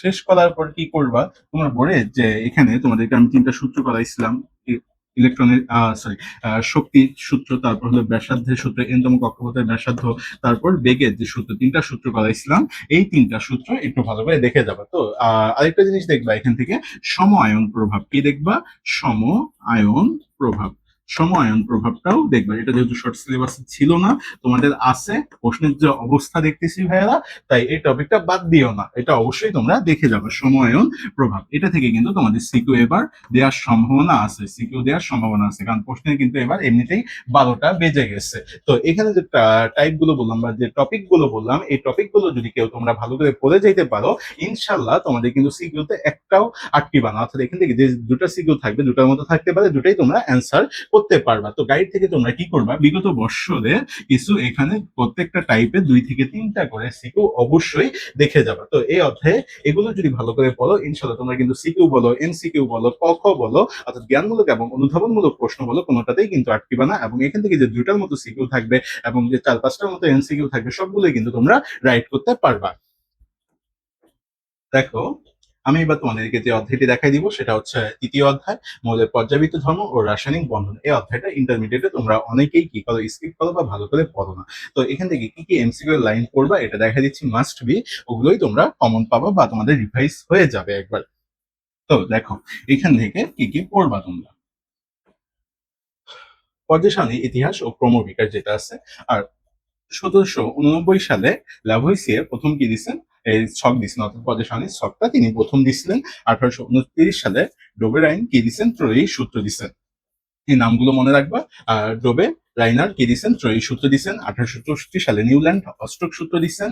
তারপর 1869 সালে মেন্ডেলিভ, এই মেন্ডেলিভ প্রথম কি দিচ্ছেন, ভরভিত্তিক পর্যায় সারণী। তিনি এর জন্য মেন্ডেলিভকে কি বলা হয়, পর্যায় সারণীর জনক। মেন্ডেলিভকে কি বলা হয়, পর্যায় সারণীর জনক বলা হয়। কতটি মৌল নিয়ে, 63টি মৌল নিয়ে দিছিলেন তিনি। কতটি মৌল, 63টি মৌল।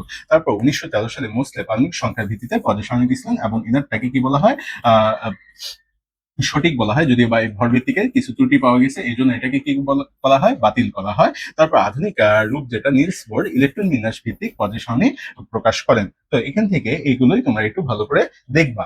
তারপর দেখো নেক্সট স্লাইডে পর্যায় সারণী বৈশিষ্ট্য দেখা যাক এখানে কি কি আছে। কাঠামোতে পর্যায় সারণী কয়টা পর্যায়, 7টা পর্যায় এবং 18টা গ্রুপ। এই গ্রুপ বানানো একটু মিস্টেক আছে, 18টা গ্রুপ আছে পর্যায় সারণীতে, 7টা পর্যায় এবং 18টা গ্রুপ। তারপর মোট মৌলের সংখ্যা কয়টা, 118টা। এর মধ্যে ধাতু হচ্ছে 94টা, অধাতু 18টা এবং অপধাতু কয়টা, 6টা। তো এগুলো একটু ভালো করে মুখস্থ মনে রাখবা। এবং বিশেষ সারণী যেটা, সেটা হলো ল্যান্থানাইট পর্যায় 6 এবং গ্রুপ 3, পর্যায় 6 এবং গ্রুপ 3, পর্যায় 6 এবং গ্রুপ 3, এটা হলো ল্যান্থানাইট। এবং অ্যাক্টিনাইট হচ্ছে পর্যায় 7 এবং গ্রুপ 3। গ্রুপ 3 সিরিজের মৌলগুলোকে নিচে আলাদাভাবে স্থান দেওয়া হয়েছে। প্রতিটি সিরিজে কয়টা করে মৌল আছে, 15টা করে। ল্যান্থানাইট এবং অ্যাক্টিনাইট, এখানে একটা হলো ল্যান্থানাইট হলো পর্যায় 6 এবং গ্রুপ 3 এর মৌল, এবং অ্যাক্টিনাইট হলো পর্যায় 7 এবং গ্রুপ 3 এর মৌল। এবং এদের প্রত্যেকটা সিরিজে কয়টা করে মৌল আছে, 15টা করে মৌল আছে। দেখো এবার আমরা যেটা দেখবো পর্যায়গুলো ভিত্তিক মৌল সংখ্যা পর্যায় সারণী। তাহলে এখানে দেখো প্রথম যে পর্যায়টা আছে, এই পর্যায়ে কয়টা, মৌল সংখ্যা 2টা, এই জন্য এটাকে বলা হয় অতি সংক্ষিপ্ত। এবং এটা গ্রুপ, তো গ্রুপ হচ্ছে একই। গ্রুপ বানানটা মিস্টেক আছে, এই গ্রুপ বানানটা ঠিক করে নাও। এটা গ্রুপ হচ্ছে 1। তারপর দেখো 2 ও 3 যেটা আছে, এখানে মৌল থাকবে 8টা, এটা গ্রুপ হচ্ছে 2, অর্থাৎ এটাকে বলা হয় সংক্ষিপ্ত। প্রথমটাকে বলা হয় অতি সংক্ষিপ্ত। প্রথমটাকে কি বলা হবে, অতি সংক্ষিপ্ত। প্রথমটাকে বলা হবে অতি সংক্ষিপ্ত এবং দ্বিতীয়টাকে বলা হবে শুধু সংক্ষিপ্ত। দ্বিতীয়টাকে বলা হবে সংক্ষিপ্ত। তারপর দেখো 4 এবং 5 যে পর্যায়ে আছে, এখানে মৌল থাকবে 18টা। এইটা হলো এখানে গ্রুপ কত, 3। তারপর দেখো 6 যেটা আছে পর্যায়ে, এর মৌল কয়টা থাকবে, 32টা। এটাকে বড় পর্যায়, বড় বলা হয় এটাকে, অর্থাৎ। আর এখানে গ্রুপে কি 4 থেকে 12, গ্রুপ কি 4 থেকে 12। তারপর পর্যায়ে যে 7 আছে, এখানে মৌল থাকবে 7টা, সরি মৌল থাকবে 32টা। এবং এখানে গ্রুপ সংখ্যা কত, 13 থেকে 17। তো এখানে এগুলো একটু মনে রাখবে। আর পাশে যেটা আছে ওটা একটু মিস্টেক হয়ে গেছে, তাই ওটা কেটে দিছি। তো এখান থেকে অর্থাৎ এখানে পর্যায়ে 1 এ কয়টা মৌল থাকবে, পর্যায়ে 2, 3 এ কয়টা, পর্যায়ে 4, 5 এ কয়টা, পর্যায়ে 6 এবং 7 এ কয়টা মৌল থাকবে, এগুলো একটু ভালো করে মনে রাখবে। এবং তাদের গ্রুপ সংখ্যা কত থেকে কত হবে, এগুলো একটু ভালো করে তোমরা মনে রাখবা। তারপর দেখো পর্যায় সারণী ও গ্রুপ নির্ণয় পদ্ধতি। এটা তো জানোই, তোমরা 9-10 পড়ে আসছো, তো এই ব্যাপারে আর কিছু বলার নাই। তারপর দেখো এস ব্লকে মৌল থাকবে কয়টা, 14টা। এবং পি ব্লকে মৌল থাকবে 36টা, ডি ব্লকে মৌল থাকবে 41টা, এফ ব্লকে মৌল থাকবে 27টা। তারপর দেখো এই যে এখানে এস ব্লক যেটা আছে, এটা হবে গ্রুপ 1 ও 2 এর মৌল। গ্রুপ 1 ও 2 এর মৌল। পি ব্লকে যেটা আছে, সেখানে দেখো ধাতু কয়টা থাকবে, 12টা, অধাতু 18টা, অপধাতু 6টা। এবং গ্রুপ 13 থেকে 18 যেসব মৌল আছে, এদেরকে বলা হবে পি। তারপর ডি অরবিটালে দেখো গ্রুপ এখানে কত, 3 থেকে 12, এরা ভারী ধাতুর রঙিন জটিল যৌগ গঠন করবে। তারপর এফ ব্লক যেটা আছে, এটা তো অ্যাক্টিনাইট, ল্যান্থানাইট ও অ্যাক্টিনাইট সিরিজ। আর এখানে মৌল কয়টা, 27টা মৌল।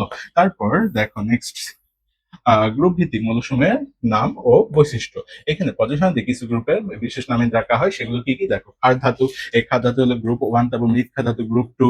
তারপর মুদ্রা ধাতু গ্রুপ 11। তারপর pnictogen group 15, chalcogen group 16, halogen group 17 আর নিষ্ক্রিয় গ্যাস গ্রুপ 18। এটা কোনটা কোন গ্রুপের মৌল, এগুলো একটু তোমরা স্ক্রিনশট দিয়ে নাও। এগুলো একটু খুব ভালো করে দেখে যাবে। এগুলো যদিও বা আগে পড়ছো, তাও একবার ভালো করে দেখে যাবা। তার মধ্যে ভালো করে দেখবা এই মুদ্রা ধাতু, তারপর নিক্টোজেন, চ্যালকোজেন, এগুলো একটু সবগুলোই ভালো করে দেখতে হবে, তবে এটা একটু বেশি জোর দিবা। তারপর দেখো অক্সাইডের শ্রেণীবিন্যাস। এখানে অক্সাইডে এটা কিন্তু এমসিকিউ এ বেশ কয়েকবার চলে আসছে, বা এটা এমসিকিউ এর জন্য মোস্ট ইম্পর্টেন্ট। এমসিকিউ এর জন্য মোস্ট ইম্পর্টেন্ট। দেখো অক্সাইড সমূহকে তাদের রাসায়নিক ধর্মের ভিত্তিতে বিভিন্ন ভাগে ভাগ করা হয়। অম্লীয় অক্সাইড যেগুলো আছে, অম্লীয় অক্সাইড, কার্বন ডাই অক্সাইড এবং সালফার ট্রাই অক্সাইড যেগুলো আছে, সেগুলোকে কি বলা হবে, অম্লীয় অক্সাইড। এগুলো অধাতুর অক্সাইডও বলা হয়। ক্ষারীয় অক্সাইড যেগুলো আছে, এগুলো ধাতুর অক্সাইড। ধাতুর অক্সাইডের এখানে বৈশিষ্ট্যগুলো মনে রাখবে। এগুলো অ্যাসিডের সাথে বিক্রিয়ায় লবণ ও পানি উৎপন্ন করবে। তারপর অম্লীয় অক্সাইড যেটা ক্ষারের সাথে বিক্রিয়ায় লবণ উৎপন্ন করবে। নিরপেক্ষ অক্সাইড অ্যাসিড ও ক্ষারের সাথে বিক্রিয়া করে না। নিরপেক্ষ অক্সাইড অ্যাসিড ও ক্ষারের সাথে সাথে বিক্রিয়া করে না। এক্সাম্পল গুলো মাস্ট বি তোমরা মনে রাখবা। তারপর দেখো উভধর্মী অক্সাইড যেটা, এটা এসিডো ক্ষারের সাথে বিক্রিয়া করে। তারপর পার অক্সাইড যেগুলো, এই সংকেতগুলো অবশ্যই তোমরা মনে রাখবা। সুপার অক্সাইড, অক্সিজেন সমৃদ্ধ অক্সাইড, এগুলোকে কি বলা হয়? অক্সিজেন সমৃদ্ধ অক্সাইড বলা হয়। এখানে যে এক্সাম্পল গুলো লেখা আছে, এক্সাম্পল সহ তোমরা অবশ্যই মনে রাখবা। তারপর দেখো পর্যায়বৃত্ত যে ধর্ম, এই ধর্মগুলো কি কি আছে। তো মৌলসমূহের ইলেকট্রন বিন্যাস ভিত্তিক ধর্মগুলোকে পর্যায় ও গ্রুপ অনুযায়ী পরিবর্তিত হবে। বাম থেকে ডানে গেলে দেখো যেগুলো আকার বাড়বে বা কমবে সেগুলো দেখা দিচ্ছে। তড়িৎ ঋণাত্মকতা, আয়নীকরণ শক্তি, ইলেকট্রন আসক্তি, অধাতব বৈশিষ্ট্য বাড়ে। অধাতব বৈশিষ্ট্য কি হবে? বাড়বে, এগুলো বাড়বে। তারপর দেখো ধাতব বৈশিষ্ট্য, পারমাণবিক আকার এবং ব্যাসার্ধ কি হবে? কমবে। ব্যাসার্ধ বলতে পারমাণবিক ব্যাসার্ধ বা আকার বুঝেছে, এটা কমবে। তারপর উপর থেকে নিচে গেলে গ্রুপের ক্ষেত্রে ধাতব বৈশিষ্ট্য, পারমাণবিক আকার, ব্যাসার্ধ কি হবে? বাড়বে। তারপর দেখো তো এই ঋণাত্মকতা, আয়নীকরণ শক্তি, ইলেকট্রন আসক্তি কমবে। তো এখানে যেগুলো বললাম বাড়ে আর যেগুলো কমে, এগুলো একটু ভালোভাবে দেখে যাবে, কারণ এখান থেকে কিন্তু তোমাদের এমসিকিউ চলে আসে। তারপর দেখো বিভিন্ন ধরনের অক্সাইড, একটু আগে যেটা বললাম সেগুলোই এগুলো। তো এখান থেকে এটা একটা তোমরা স্ক্রিনশট দিয়ে নাও, এই স্ক্রিনশট দিয়ে নাও, এটা একটু ভালো করে পড়ে যাবা। এবং এখান থেকে যে কাজটা করবা, এই যে বিভিন্ন ধরনের যে অক্সাইড গুলো আছে, অম্লীয় অক্সাইড, ক্ষারীয় অক্সাইড, নিরপেক্ষ, উভধর্মী, পার, সুপার, সাব, মিশ্র অক্সাইড, এগুলো কি করবা? এগুলো যে এক্সাম্পল গুলো আছে, এই এক্সাম্পল গুলো ভালো করে মনে রাখবা, কারণ এটা এমসিকিউ এর জন্য কিন্তু মোস্ট ইম্পর্টেন্ট টপিক। এমসিকিউ এর জন্য মোস্ট ইম্পর্টেন্ট টপিক। তো এই এক্সাম্পল গুলো খুব ভালো করে তোমরা মনে রাখবে, এখান থেকে কিন্তু একটা এমসিকিউ নিশ্চিত কমন পেয়ে যাবা। তারপর দেখো এখানে তোমাদের অবস্থান্তর মৌল, এই অবস্থান্তর মৌলের এখানে যেটা মনে রাখবে, যে সকল লিভ লোকের মৌলে স্থিতিশীল আয়নের ইলেকট্রন বিন্যাস বহিস্থ অরবিটালে আংশিক পূর্ণ থাকে, তাদেরকে কি বলা হবে? অবস্থান্তর মৌল বলা হবে। অর্থাৎ ডি অরবিটাল কখনোই কি হবে না? পূর্ণ হবে না। যারা পূর্ণ না তাদেরকে আমরা কি বলি? অবস্থান্তর মৌল বলি। এখানে দেখো অবস্থান্তর মৌলের এখানে বহিস্থ ডি অরবিটাল আংশিক পূর্ণ থাকবে। বহিস্থ ডি অরবিটাল কি থাকবে? আংশিক পূর্ণ থাকবে। এফি, এখানে এফির ক্ষেত্রে এফি কি? অবস্থান্তর মৌল। তারপর দেখো অবস্থান্তর মৌলের যে বৈশিষ্ট্য আছে, এই অবস্থান্তর মৌলের বৈশিষ্ট্যগুলো কি কি? পরিবর্তনশীল জ্বালন অবস্থা প্রদর্শন করবে, রঙিন যৌগ, জটিল যৌগ, প্রভাবক হিসেবে প্যারাম্যাগনেটিক ধর্ম প্রদর্শন করবে। এই বৈশিষ্ট্যগুলো মাস্ট বি ভাইরা মনে রাখবা, বৈশিষ্ট্যগুলো মাস্ট বি মনে রাখবা। আমি আবার বলে দিচ্ছি, অবস্থান্তর মৌলের বৈশিষ্ট্য সমূহ পরিবর্তনশীল জ্বালন অবস্থা, রঙিন যৌগ, জটিল যৌগ, প্রভাবক হিসেবে কাজ করবে, প্যারাম্যাগনেটিক ধর্ম প্রদর্শন করবে। এই বৈশিষ্ট্যগুলো কিন্তু তোমাদের মাস্ট বি মনে রাখতে হবে। তারপর দেখো আয়নিক ও সমযোজী বন্ধন। আয়নিক ও সমযোজী বন্ধনের ক্ষেত্রে এখানে ধাতু ও অধাতু পরস্পর আয়নিক বন্ধন গঠন করে। এক্ষেত্রে ধাতু সময় ইলেকট্রন ত্যাগ করে ক্যাটায়ন গঠন করে, এবং অধাতু সময় ইলেকট্রন গ্রহণ করে অ্যানায়ন গঠন করে। এরপর ক্যাটায়ন ও অ্যানায়ন স্থির বৈদ্যুতিক আকর্ষণ বলের মাধ্যমে আয়নিক যৌগ গঠন করে। আয়নিক যৌগের বৈশিষ্ট্য এগুলো জানো, এগুলো 19 থেকেই পড়ে আসছো। সমযোজী যৌগ কি? ধাতু অধাতু সময়ের মধ্যে ইলেকট্রন শেয়ারের মাধ্যমে সমযোজী বন্ধন গঠন করবে। তারপর আয়নিক ও সমযোজী বন্ধন গঠনকালে ধাতু ও ধাতু সময় অষ্টক ও দ্বৈত নিয়মের মাধ্যমে নিকটবর্তী নিষ্ক্রিয় গ্যাসের কাঠামো কি করবে? অর্জন করবে। তারপর দেখো অষ্টক নিয়ম, এই অষ্টক নিয়মটা ভালো করে মনে রাখবা। অণু গঠনকালে কোনো মৌলে ইলেকট্রন গ্রহণ, বর্জন অথবা শেয়ারের মাধ্যমে সর্বশেষ শক্তি স্তরে 8টি ইলেকট্রন ধারণের মাধ্যমে নিষ্ক্রিয় গ্যাসে ইলেকট্রন বিন্যাস যদি লাভ করে, তাহলে সেটাই কি? অষ্টক নিয়ম। 2 এর নিয়ম, অণু গঠনকালে কোনো পরমাণু সর্বশেষ শক্তি স্তরে এক বা একাধিক জোড়া ইলেকট্রন বিদ্যমান থাকবে। জোড়া ইলেকট্রন কি? বিদ্যমান থাকবে। তারপর এখান থেকে তোমাদেরকে যেটা একটু মনে রাখতে হবে সেটা হলো 2 এর নিয়ম অষ্টক নিয়ম হতে অধিকতর উপযোগী। অর্থাৎ 2 এর নিয়ম যেটা আছে সেটা অষ্টক নিয়ম থেকে অধিকতর কি? উপযোগী এবং আধুনিকতম। তারপরে দেখো সমযোজী বন্ধনের অরবিটালে অধিক্রমণ, এটা একটু তোমরা মনে রাখবা। এখান থেকে জাস্ট এটা সংজ্ঞাটা একটু ভালো করে মনে রাখবা। অরবিটাল অধিক্রমণ বলতে দুটি পরমাণু দুটি অরবিটালে পারস্পরিক পরিস্থাপনকে বোঝায়। এখন অরবিটাল অধিক্রমণের ফলে 2 ধরনের সমযোজী বন্ধন গঠিত হয়। দুটি অরবিটালে দুটি অর্থপূর্ণ অরবিটালের সামনাসামনি অধিক্রমণের সৃষ্ট যদি হয়, সামনাসামনি হলে সেটা কি? সিগমা বন্ধন। সেটা কি হবে? সিগমা বন্ধন। আর পাশাপাশি হলে সেটা কি হবে? পাই বন্ধন। এখন অসংকরিত পি অরবিটাল পাই বন্ধন গঠন করে। অসংকরিত পি অরবিটাল কি বন্ধন গঠন করবে?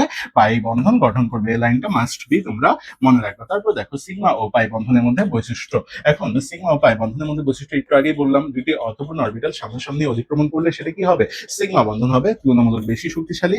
তারপর এস পি অরবিটালের মাঝামাঝি সিগমা বন্ধন গঠিত হয়। তারপর দেখো দুটি অরবিটাল যদি পাশাপাশি অতিক্রমণ করে সেটা কি হবে? পাই। তুলনামূলকভাবে দুর্বল হবে, পি অরবিটালের মাঝে শুধু পাই বন্ধন গঠিত হয়। এটা মনে রাখবা, পি বন্ধন পি এর মাঝে পাই বন্ধন গঠিত হয়। তারপর হাইব্রিডাইজেশন যেটা আছে এটা কিন্তু মাস্ট বি, এটা তোমাদের সিকিউ বলো এমসিকিউ বলো, এখান থেকে ভাইরা মাস্ট বি কমন পাবা। সংকরায়ন অর্থাৎ কেন্দ্রীয় পরমাণু যোজ্যতা স্তর অরবিটাল সময় পারস্পরিক মিশ্রণ দ্বারা সমশক্তি সম্পন্ন নতুন অরবিটাল সৃষ্টির প্রক্রিয়াকে হাইব্রিডাইজেশন বা সংকরায়ন বলা হয়। এখন দেখো এখানে এসপি একটি পি ও মিলিত হয়ে সংকরিত অবস্থায় এসপি সংকরণ সংকর অরবিটাল উৎপন্ন করে। তারপর দেখো যদি এস ও দুইটি পি অরবিটাল মিলিত হয় তাহলে sp2 হবে। তারপর যদি এস এবং তিনটা পি মিলিত হয় তাহলে sp3 হবে। এবং এটা নিয়মের ক্ষেত্রে যে সূত্রটা আমরা জানি সেটা হলো x equal half v plus m minus c plus a. এখানে ভিটা কি, ভিটা হচ্ছে কেন্দ্রীয় পরমাণুর যোজ্যতা, ইলেকট্রন সংখ্যা, এম হচ্ছে একযোজী পরমাণুর সংখ্যা, সি হচ্ছে ক্যাটায়নের আধান সংখ্যা, এ হচ্ছে অ্যানায়নের আধান সংখ্যা। তো এখান থেকে এই সূত্রটা মাস্ট বি তোমরা মনে রাখবা। এখন এক্সাম্পল হিসেবে দেখো কার্বন ডাই অক্সাইডের সংকরায়ন কি হবে। কার্বন ডাই অক্সাইডের সংকরায়ন কি হবে, দেখো কার্বন ডাই অক্সাইডের ক্ষেত্রে এখানে আমরা যেটা পাবো সেটা কি, এক্স ইকুয়াল, আমরা এখানে সূত্রটা যদি বসাই নেই তাহলে দেখো এক্স ইকুয়াল হাফ 4, অর্থাৎ এখানে কার্বনের সর্বশেষ কক্ষপথে কয়টা থাকবে, 4টা। তাহলে 4 প্লাস 0 মাইনাস 0 প্লাস 0 অর্থাৎ 2, 2 হলে কি সেটা কি হবে, sp হবে। অর্থাৎ x এর মান দ্বারা নির্ণয় করা হয় অরবিটালের আকৃতি বন্ধন কোণ। এখন দেখো 2 এর জন্য হবে sp, 3 এর জন্য হবে sp2, 4 এর জন্য হবে sp3, 5 এর জন্য হবে sp3d, 6 এর জন্য হবে sp3d2। এগুলো একটু ভালো করে মনে রাখবা। এই যে এখানে যে ছকটা দিছি, এই ছকের যে বন্ধন কোণ এবং আকৃতিগুলো আছে ভাইরা, এই আকৃতিগুলো খুব ভালো করে তোমরা মনে রাখবা। দেখো এখানে sp যেটার গঠন সেটা কি সরলরেখিক, sp গঠনটা সরলরেখিক, এটা বন্ধন কোণ হচ্ছে 180 এবং এক্সাম্পল গুলো মাস্ট বি মনে রাখবা। তারপর দেখো sp2 যেটা সেটা ত্রিকোণাকার, এর বন্ধন কোণ হচ্ছে 120, sp3 যেটা চতুষ্ফলকীয়, এর বন্ধন কোণ 109.5, এটাও এক্সাম্পল মনে রাখবা। sp3d এটা হলো ত্রিকোণাকার দ্বিপিরামিডীয়, এটার বন্ধন কোণ হচ্ছে 90 ও 120, sp3d2 এটা হলো অষ্টতলকীয়, এর বন্ধন কোণ হচ্ছে 90। তারপর হলো sp3d3 পঞ্চভুজাকার দ্বিপিরামিডীয়, এর বন্ধন কোণ হচ্ছে 90। তাহলে এখান থেকে যে কোণ এবং জ্যামিতিক আকৃতি এবং উদাহরণ যেগুলো আছে মাস্ট বি তোমরা কিন্তু মনে রাখবা এখান থেকে, কারণ এখান থেকে কিন্তু তোমরা মাস্ট বি একটা এমসিকিউ কমন পাবে এবং সিকিউ এর ক্ষেত্রে এই টপিকটা মোস্ট ইম্পর্টেন্ট। জটিল যৌগের নামকরণের ক্ষেত্রে কিভাবে তোমরা নামকরণ করবা, সংঘর্ষ লিগ্যান্ড, কেন্দ্রীয় পরমাণু আর রোমান সংখ্যা, তারপর অ্যানায়ন। এখন দেখো এখানে যেটা দেয়া আছে সেটা কি, tetraammine copper two ion, এটার নামটা একটু মিস্টেক আছে, এটার নাম লিখে নাও tetraammine, tetraammine copper two sulphate, এটার নাম হবে tetraammine copper two sulphate. তারপর দেখো এটার ক্ষেত্রে যেটা জটিল যৌগের জটিল যৌগের অ্যানায়নের ক্ষেত্রে নামকরণের ক্ষেত্রে দেখো এখানে এখানে তোমাদের কি হবে এটার নাম, এখানে দেখো প্রথমে ক্যাটায়নের নাম লিখতে হবে, তারপর সংখ্যা সহ লিগ্যান্ড, তারপর কেন্দ্রীয় পরমাণু, তারপর অ্যাড যুক্ত হবে জ্বালন সংখ্যা। তারপর এখানে দেখো প্রথমে কি আছে, সোডিয়াম, তাহলে সোডিয়াম ক্যাটায়নটা হলো এখানে সোডিয়াম, তাহলে সোডিয়ামের নামটা লিখে নাও এখানে সোডিয়াম, তারপর সংখ্যা সহ লিগ্যান্ড কে আছে, সায়ানাইড আছে, তারপর হেক্সা সায়ানো, এখানে কি হবে হেক্সা সায়ানো, হেক্সা সায়ানো, হেক্সা সায়ানো হবে। তারপর দেখো হেক্সা সায়ানো হইলো, তারপর কেন্দ্রীয় পরমাণু এখানে কি আছে প্লাস, তাহলে এটা কত হবে, ফেরেট 4, ফেরেট 4 হবে এখানে, ফেরেট 4, ফেরেট 4। দেখো তাহলে এটার নামকরণ আশা করি তোমরা বুঝতে পেরেছো। তারপরে দেখো নেক্সট স্লাইডে যাওয়া যাক। এখানে যে নামগুলো তোমাদেরকে মাস্ট বি মনে রাখতে হবে সেগুলো দেখো। এখানে হাইড্রোজেন পানি যেটা আছে এটার নাম কি, অ্যাকোয়া, পানির নামটা অ্যাকোয়া। তারপর সিও যেটা আছে এটার নাম হলো কার্বনিল, জটিল যৌগের ক্ষেত্রে ওএইচ যেটা আছে হাইড্রোক্সো, তারপর সিএল যেটা আছে ক্লোরো। তারপর দেখো এখানে এনএস3 যেটা আছে অ্যামিন, তারপর এনও যেটা আছে নাইট্রোসিল, তারপর সিএন যেটা আছে সায়ানো, তারপর এখানে আই যেটা আছে সেটা হলো আয়োডো। তাহলে জটিল যৌগের নামকরণের ক্ষেত্রে এগুলো তোমাদেরকে মাস্ট বি মনে রাখতে হবে। তারপর দেখো সংকরায়ন, জটিল যৌগের সংকরায়ন, এই সংকরায়ন গুলো করবা কিভাবে, দেখো এখানে জটিল যৌগের সংকরায়নের ক্ষেত্রে প্রথমে কপার 2 প্লাস আয়নে ইলেকট্রন বিন্যাস করলে এখানে তোমরা যেটা পাবো 3d9। তাহলে এটার ক্ষেত্রে দেখো আমি এখানে ইয়াটা আট করে নেই,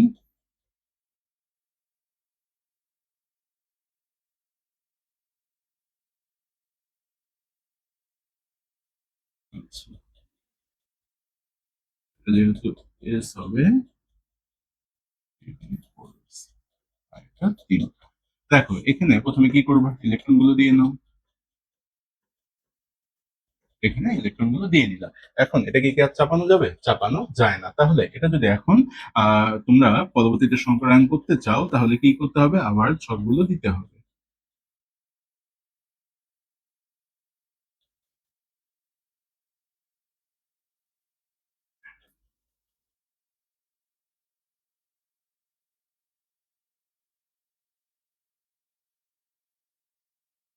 দেখো এখানে যা আছে তাই বসবে, তারপর এসে যাবে, এসে এখানে কয়টা আছে দেখো, এখানে কয়টা আছে, চারটা আছে, চারটার মধ্যে এসে একটা দিয়ে দিলাম আমরা, তাহলে এসে, আচ্ছা এসে আবার মিশাইতে হবে, এসে একটা দিয়ে দিলাম, তারপর পিতে, পিতে দুইটা দিলাম, পিতে দুটা অ্যাড হয়ে যাবে, তারপর আরেকটা কোথায় যাবে, ডিতে যাবে, তাহলে এটার নামকরণ কি হবে, এস পি টু ডি, এটার নাম হবে এসপি টু ডি, অর্থাৎ কপার, এখানে টেট্রা অ্যামিন কপার টু সালফেটের সংক্রান্ত কি হবে, এসপি টু ডি হবে। তারপর একটা তোমাদের হোমওয়ার্ক, এটা তোমরা নিজেরাই করবা, করে দেখবা পারতেছো কিনা, না পারলে কমেন্টে জানাবা, অবশ্যই তোমাদেরকে আমি বুঝাই দিব। তারপরে দেখো সংযোজকের বৈশিষ্ট্য, এই বৈশিষ্ট্যগুলোর ক্ষেত্রে তোমাদের যে লাইনটা মাস্ট বি লাগবে, চৈত্রান্তকতার পার্থক্য এখানে কত হবে, 0.5 এর কম, আর 0.5 থেকে 1.9 এর মধ্যবর্তী হলে সেটা মেরুদেশীয় সমযোজী হবে, আর চৈত্রান্তকতার পার্থক্য এখানে গ্রেটার দেন 1.7 হলে আয়নিক বৈশিষ্ট্য কি থাকবে, বেশি থাকবে। এই কয়েকটা লাইন অবশ্যই তোমাদের মনে রাখতে হবে। তারপর হাইড্রোজেন বন্ধনের ক্ষেত্রে এখানে দেখো এগুলো তোমাদেরকে করাই দিছি, জাস্ট এখানে হাইড্রোজেন বন্ধনের বৈশিষ্ট্যগুলো মনে রাখবা। হাইড্রোজেনের সাথে পোলার পরমাণু চৈত্রান্তকতা বন্ধন হলে হাইড্রোজেন বন্ধন কি হবে, গঠিত হবে। তারপর হাইড্রোজেনের বন্ধন শক্তি যেটা আছে এটা একটু মনে রাখবা। তারপর হাইড্রোজেনের সংজ্ঞায়িত পানি গঠন করবে, কি করবে, পানি গঠন করবে। হাইড্রোজেন বন্ধন ওই ইলেকট্রন সংজ্ঞায়িত হওয়াকে কি বলা হয়, সংজ্ঞায়িত, হাইড্রোজেন বন্ধন ও ইলেকট্রন সংকরায়িত, এটা হবে সংকরায়িত, সংকরায়িত হওয়াকে সংকরায়ন, সংকরায়িত হওয়াকে সংকরায়ন বলা হয়, কি বলা হয়, হাইড্রোজেন সংকরায়ন বলা হয়, সংকরায়ন বলা হয়। তারপর দেখো হাইড্রোজেন বন্ধনের কারণে যৌগের স্ফুটনাঙ্ক বৃদ্ধি পায়, পানিতে সাধারণত বৃদ্ধি পায় এবং দ্রাবকত্ব কি করবে, গঠন করবে। তো এই কয়েকটা লাইন এখান থেকে পড়ে নিবা। তারপরে ফাজানের নীতি যেগুলো, এটা তোমাদের কিন্তু সিকিউ এর জন্য মোস্ট ইম্পর্টেন্ট একটা টপিক। ফাজানের নীতিটা সিকিউ এর জন্য মোস্ট ইম্পর্টেন্ট টপিক। ফাজানের নীতির মূল ভিত্তি হলো পোলারায়ন। একটি আয়নিক যৌগের ক্যাটায়ন যখন অ্যানায়নের ইলেকট্রন মেঘকে নিজের দিকে টেনে নেয় বা বিকৃত করে, তখন সেই যৌগের মধ্যে সংযোগী বৈশিষ্ট্য তৈরি হয়, একে কি বলা হয়, পোলারায়ন। এই ফাজনের নীতির ক্ষেত্রে তিনটা আছে বৈশিষ্ট্য, একটা হলো ক্যাটায়নের আকার, কি ক্যাটায়নের আকার, আধানের পরিমাণ, আরেকটা হচ্ছে অ্যানায়নের আকার। এই তিনটা তোমরা একটু ভালো করে মনে রাখবা। এখন ক্যাটায়নের আকার কি, ক্যাটায়নের আকার যত ছোট হবে চার্জ ঘনত্ব কি হবে, তত বেশি হবে, ফলে অ্যানায়নের ইলেকট্রন মেঘকে শক্তিশালী আকর্ষণ করতে পারে। ছোট ক্যাটায়নের ক্ষেত্রে পলায়ন ক্ষমতা বেশি, তাই যৌগিকে বেশি সমযোজী বৈশিষ্ট্য হয়। তারপর অ্যানায়নের আকারের ক্ষেত্রে অ্যানায়নের আকার যত বড় হবে, বাইরের দিকে ইলেকট্রনগুলো নিউক্লিয়াস থেকে তত দূরে থাকে এবং শিথিলভাবে আবদ্ধ থাকে। বড় অ্যানায়নের ইলেকট্রন মেঘ সহজে বিকৃত বা পোলারিত হতে পারে, ফলে অ্যানায়নের আকার বাড়লে সমযোজী বৈশিষ্ট্য বৃদ্ধি পায়। তারপর আধানের পরিমাণ, যেটা ক্যাটায়ন ও অ্যানায়নের চার্জ যত বেশি হবে, তাদের মধ্যকার আকর্ষণ ও বিকর্ষণ বেশি শক্তিশালী হবে। উচ্চ চার্জযুক্ত আয়ন ইলেকট্রন মেঘকে বেশি পোলারিত করতে পারে, ফলে যৌগের সমযোজী চরিত্র বাড়ে। তো এখান থেকে এগুলো একটু ভালো করে দেখে নিবা। তারপর ইলেকট্রন বিন্যাস যেটা আছে, এখন দেখো যাদের বাইরের স্তরে 18টি ইলেকট্রন থাকে, তাদের পলায়ন ক্ষমতা একই আকারে নিষ্ক্রিয় গ্যাস কাঠামো আয়নের, যেমন এখানে দেওয়া আছে সোডিয়াম আয়ন এবং পটাশিয়াম আয়নের চেয়ে কি হবে, বেশি হবে, তাই এগুলো সমযোজী বৈশিষ্ট্য বেশি থাকে। তবে এক্সাম্পল হিসাবে যেগুলো দেওয়া আছে, এক্সাম্পল গুলো অবশ্যই তোমরা একটু ভালো করে দেখে নিবা। অর্থাৎ এক্সাম্পলের এখানে যেটা দেওয়া আছে দেখো, সোডিয়াম ক্লোরাইড ও সিলভার ক্লোরাইডের মধ্যে সিলভার ক্লোরাইডের সংযোজী বেশি সংযোজী, তার কারণ সিলভার আয়নের আকার সোডিয়াম আয়নের চেয়ে ভিন্ন এবং এর ইলেকট্রন বিন্যাস ভিন্ন হওয়ায় পলায়ন ক্ষমতা কি হবে, বেশি হবে। তারপর এখানে lithium chloride, sodium chloride, potassium ক্লোরাইডের মধ্যে লিথিয়াম ক্লোরাইডের সবচেয়ে বেশি সংযোগী, কারণ লিথিয়ামের আকার খুব ক্ষুদ্র। এখন দেখো এই অধ্যায় থেকে কিছু এমসিকিউ দেখে আসা যাক, কি কি এমসিকিউ আসে এখান থেকে, এই এমসিকিউ গুলো দেখে আসা যাক। CH4 এর অণুর কেন্দ্রীয় পরমাণু সংকরায়ন কোনটি, এটা কি, এটা হলো sp3, এটা তো জানোই তোমরা, এটা কি sp3। তারপর দেখো হাইড্রোজেন অণুর আকৃতি কেমন, এটা কি ভি আকৃতি, সরি হাইড্রোজেন না, এটা হলো পানির অণুর আকৃতি কি ভি আকৃতির, এটাও জানো তোমরা। তারপরে PCl5 অণুর আকৃতি কি, এটা ত্রিকোণাকার দ্বি পিরামিডীয় হবে। তারপর নিচের কোনটি সবচেয়ে বেশি সমযোজী, নিচের কোনটি সবচেয়ে বেশি সমযোজী, এটা হলো সিলিকন টেট্রাক্লোরাইড, সিলিকন টেট্রাক্লোরাইড, কারণ ফাজানের নীতি অনুযায়ী ক্যাটায়নের চার্জ যত বেশি হবে, সমযোজী বৈশিষ্ট্য কি হবে, তত বেশি হবে। তারপর দেখো NH3 এর বন্ধন কোণ কত, 107, 107.3 ডিগ্রি, 107.3 ডিগ্রি। তারপর SF6 এর কেন্দ্রীয় পরমাণু সংকরায়ন কোনটি? sp3d2, sp3d2 হবে এটা। তারপরে XeF2 অনুর আকৃতি কি? সরলরৈখিক। নিচের কোনটির এস পূর্ণাঙ্ক সবচেয়ে বেশি? এই সেট, কারণ এখানে হাইড্রোজেন ফ্লোরাইড যেটা আছে ফ্লোরিনের সবচেয়ে বেশি তড়িৎ ঋণাত্মক, ফলে হাইড্রোজেন ও ফ্লোরিন বন্ধন যেটা সবচেয়ে বেশি কি হবে?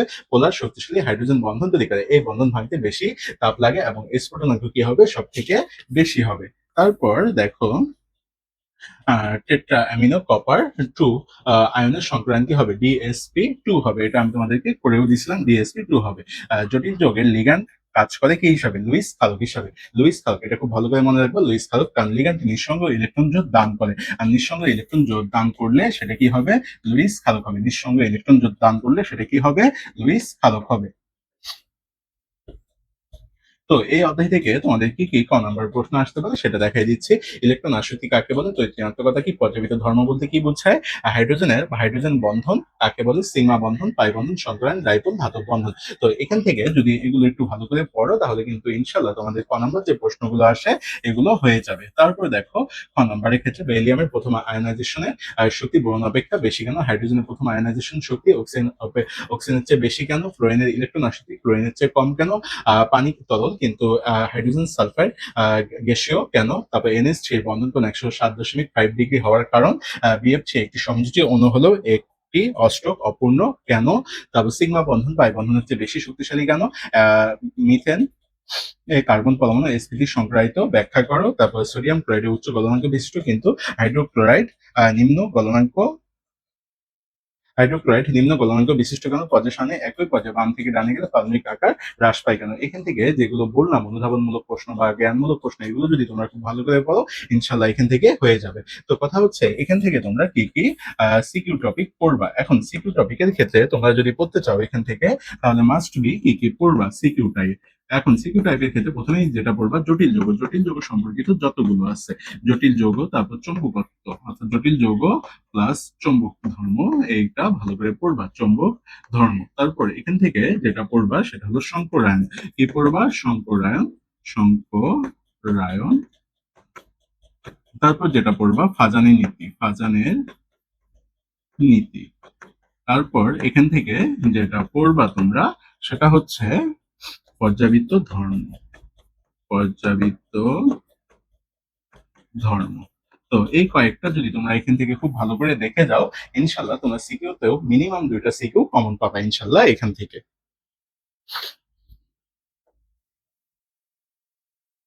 তো এবার আমরা যেটা পড়বো সেটা হচ্ছে চতুর্থ অধ্যায় রাসায়নিক পরিবর্তন। তো এখান থেকে তোমাদের কি কি লাইন দেখতে হবে চলো দেখা যাক। তো তার আগে এই অধ্যায়ে কি কি সূত্র লাগবে তোমার সূত্রগুলো দেখা যাক। দেখো বিক্রিয়া হারের ক্ষেত্রে এখানে আর ইকুয়াল ডেল ঘনমাত্রা প্রকাশ করবে, অর্থাৎ এখানে ডেল সি দিতে পারো তোমরা যদি সূত্রটা সংক্ষেপে লেখো, ডেল সি ডিভাইডেড ডেল টি।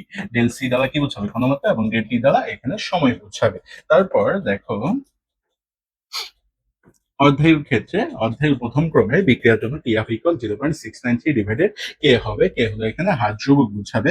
তারপর হার ধ্রুবক ও সক্রিয়ণ শক্তির মধ্যে যে সম্পর্ক long K by K2 divided K1 equal EA divided R 1 divided T1 minus 1 divided T2। তারপর এখানে ইএটা কি হবে? ইএটা হবে এখানে সক্রিয়ণ শক্তি, এর এককটা অবশ্যই মনে রাখবা, এরকম হবে জুল পার মোল। তারপর আর যেটা এটা হলো 8.314 জুল পার কেলভিন পার মোল, এই একক সহ মনে রাখবা অবশ্যই।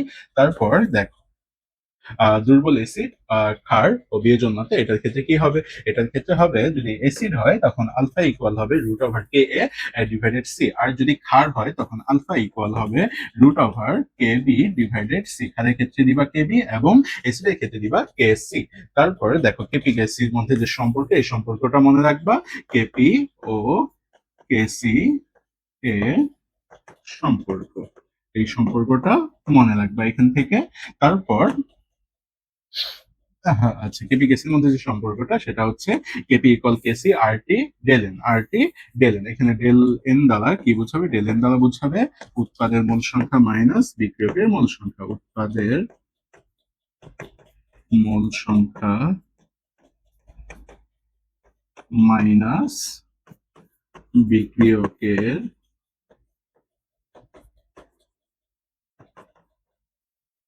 মোল সংখ্যা। তারপর নেক্সট স্লাইডে যাওয়া যাক। দেখো পিএসসি যে সূত্রগুলো আছে তোমরা একটি স্ক্রিনশট দিয়ে নাও, কারণ এই পিএস থেকে তোমাদের কিন্তু সিকিউ বলো এমসিকিউ বলো অবশ্যই থাকবে। পিএস ইকুয়াল পিএস, পিএস কাকে বলবো? হাইড্রোজেন আয়নের ঋণাত্মক লগারিদমকে আমরা কি বলি? পিএইচ বলি। PS equal minus log H plus pOH equal minus log OH minus. তারপর এখানে পিএইচ ও পিএস এর সম্পর্ক যেটা 25°C তাপমাত্রা, পিএইচ প্লাস পিওএইচ ইকুয়াল কি?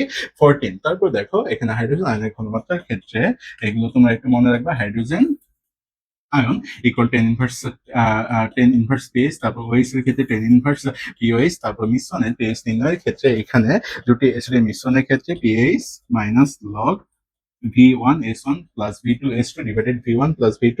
তারপর দেখো দুটি ক্ষারের ক্ষেত্রে যখন হবে তখন সেটা কি হবে? দুটি ক্ষারের ক্ষেত্রে দেখা যাক। এখন দেখো এখানে দুটি ক্ষারের ক্ষেত্রে POH equal minus log V1S1 plus V2S2 divided V1S1 V1 plus V2। এরপর দেখো PH ইকুয়াল, এখানে যেটা PH বের করতে বললে 14 মাইনাস POH দিয়ে তোমরা বের করতে পারবা। তারপর দেখো অ্যাসিড ক্ষারের মিশ্রণ প্রসম। এখন এখান থেকে তোমাদের মোল সংখ্যা বের করতে পারবে। অ্যাসিডের ক্ষেত্রে কি হবে, ক্ষারের ক্ষেত্রে কি হবে? অ্যাসিডের ক্ষেত্রে Na ইকুয়াল Va Sa এবং ক্ষারের ক্ষেত্রে Nb ইকুয়াল Sb Vb। আর বাকিগুলো দেখো তোমাদেরকে কিন্তু করাই দিছে, এগুলো অতটা লাগে না। তো এখান থেকে জাস্ট যেটা মনে রাখবা সেটা হলো pKa equal minus log Ka, pKb equal minus log Kb। এটা হলো অ্যাসিড এবং ক্ষারের ক্ষেত্রে, এই দুটো মনে রাখলেই এখান থেকে হয়ে যাবে। তারপর দেখো বাফার দ্রবণের ক্ষেত্রে তোমাদের কিন্তু বাফার দ্রবণটা সিকিউ বলো, এই সিকিউ এর জন্য মোস্ট ইম্পর্টেন্ট একটা টপিক বাফার দ্রবণ। এই বাফার দ্রবণ থেকে কিন্তু তোমাদের সিকিউ আসবেই, বাফার দ্রবণ থেকে সিকিউ আসবেই তোমাদের এখান থেকে। তো দেখো এখানে pH equal pKa plus log salt by acid, আর ক্ষারীয় ক্ষেত্রে pOH equal pKb plus log salt by base. আর এরপর তোমরা পিএইচ বের করতে পারবা। এখানে এইচ প্লাস যেটা হাইড্রোজেন আয়নের মোলার ঘনমাত্রা, ওএইচ হাইড্রোক্সিল আয়নের ঘনমাত্রা, ভিএস দ্রবণের আয়তন এবং ঘনমাত্রা প্রকাশ করছে, কে কেবি অ্যাসিড ও ক্ষারের বিয়োজন ধ্রুবক প্রকাশ করা হয়েছে এখানে। তারপর এখানে যে লাইনগুলো তোমাদের মনে রাখতে হবে দেখো সেগুলো এখানে লিখে নিছি। বিক্রিয়া, রাসায়নিক বিক্রিয়া হার ও সাম্যাবস্থা। এখন দেখো একমুখী ও বহুমুখী বিক্রিয়া, প্রায় সব বিক্রিয়া উভমুখী, কিন্তু যে সকল বিক্রিয়া উৎপাদ ও বিক্রিয়ক গ্যাসীয় নয়, পাত্র থেকে বেরিয়ে যায় না, তা উভমুখী হিসাবে গণ্য হয়। তারপর দেখো সাম্যাবস্থা বৈশিষ্ট্য। সাম্যাবস্থা বিক্রিয়া হার কি হবে? সমান হবে, কিন্তু হার শূন্য হয় না। হার কখনো কি হয় না? শূন্য হয় না, এটা মনে রাখবা। হার কখনো শূন্য হয় না, এটি গতিশীল অবস্থা। তারপর কেপি ও কেসি এর একক। কেপি এটিএম ডেল এম এবং কেসি এর ক্ষেত্রে মোল পার লিটার ডেল এন। এখানে ডেল এন 0 হলে উভয়ে কোনো একক থাকবে না। ডেল এন ইকুয়াল যদি 0 হয় উভয়েরই কোনো কি থাকবে না? একক থাকবে না। তাপমাত্রা ওকে, তাপমাত্রা বাড়লে তাপাদি বিক্রিয়া কেপি কি হবে? বৃদ্ধি পাবে, এবং তাপোৎপাদী বিক্রিয়া কেপি কি পাবে? হ্রাস পাবে। তো এই লাইনগুলো কিন্তু মাস্ট বি তোমাদের মনে রাখতে হবে। তারপর পিএইচ ও বাফারের ক্ষেত্রে দেখো এখানে এগুলো কিন্তু সবগুলাই বোর্ডে চলে আসছে, তো ভালো করে মনে রাখবা।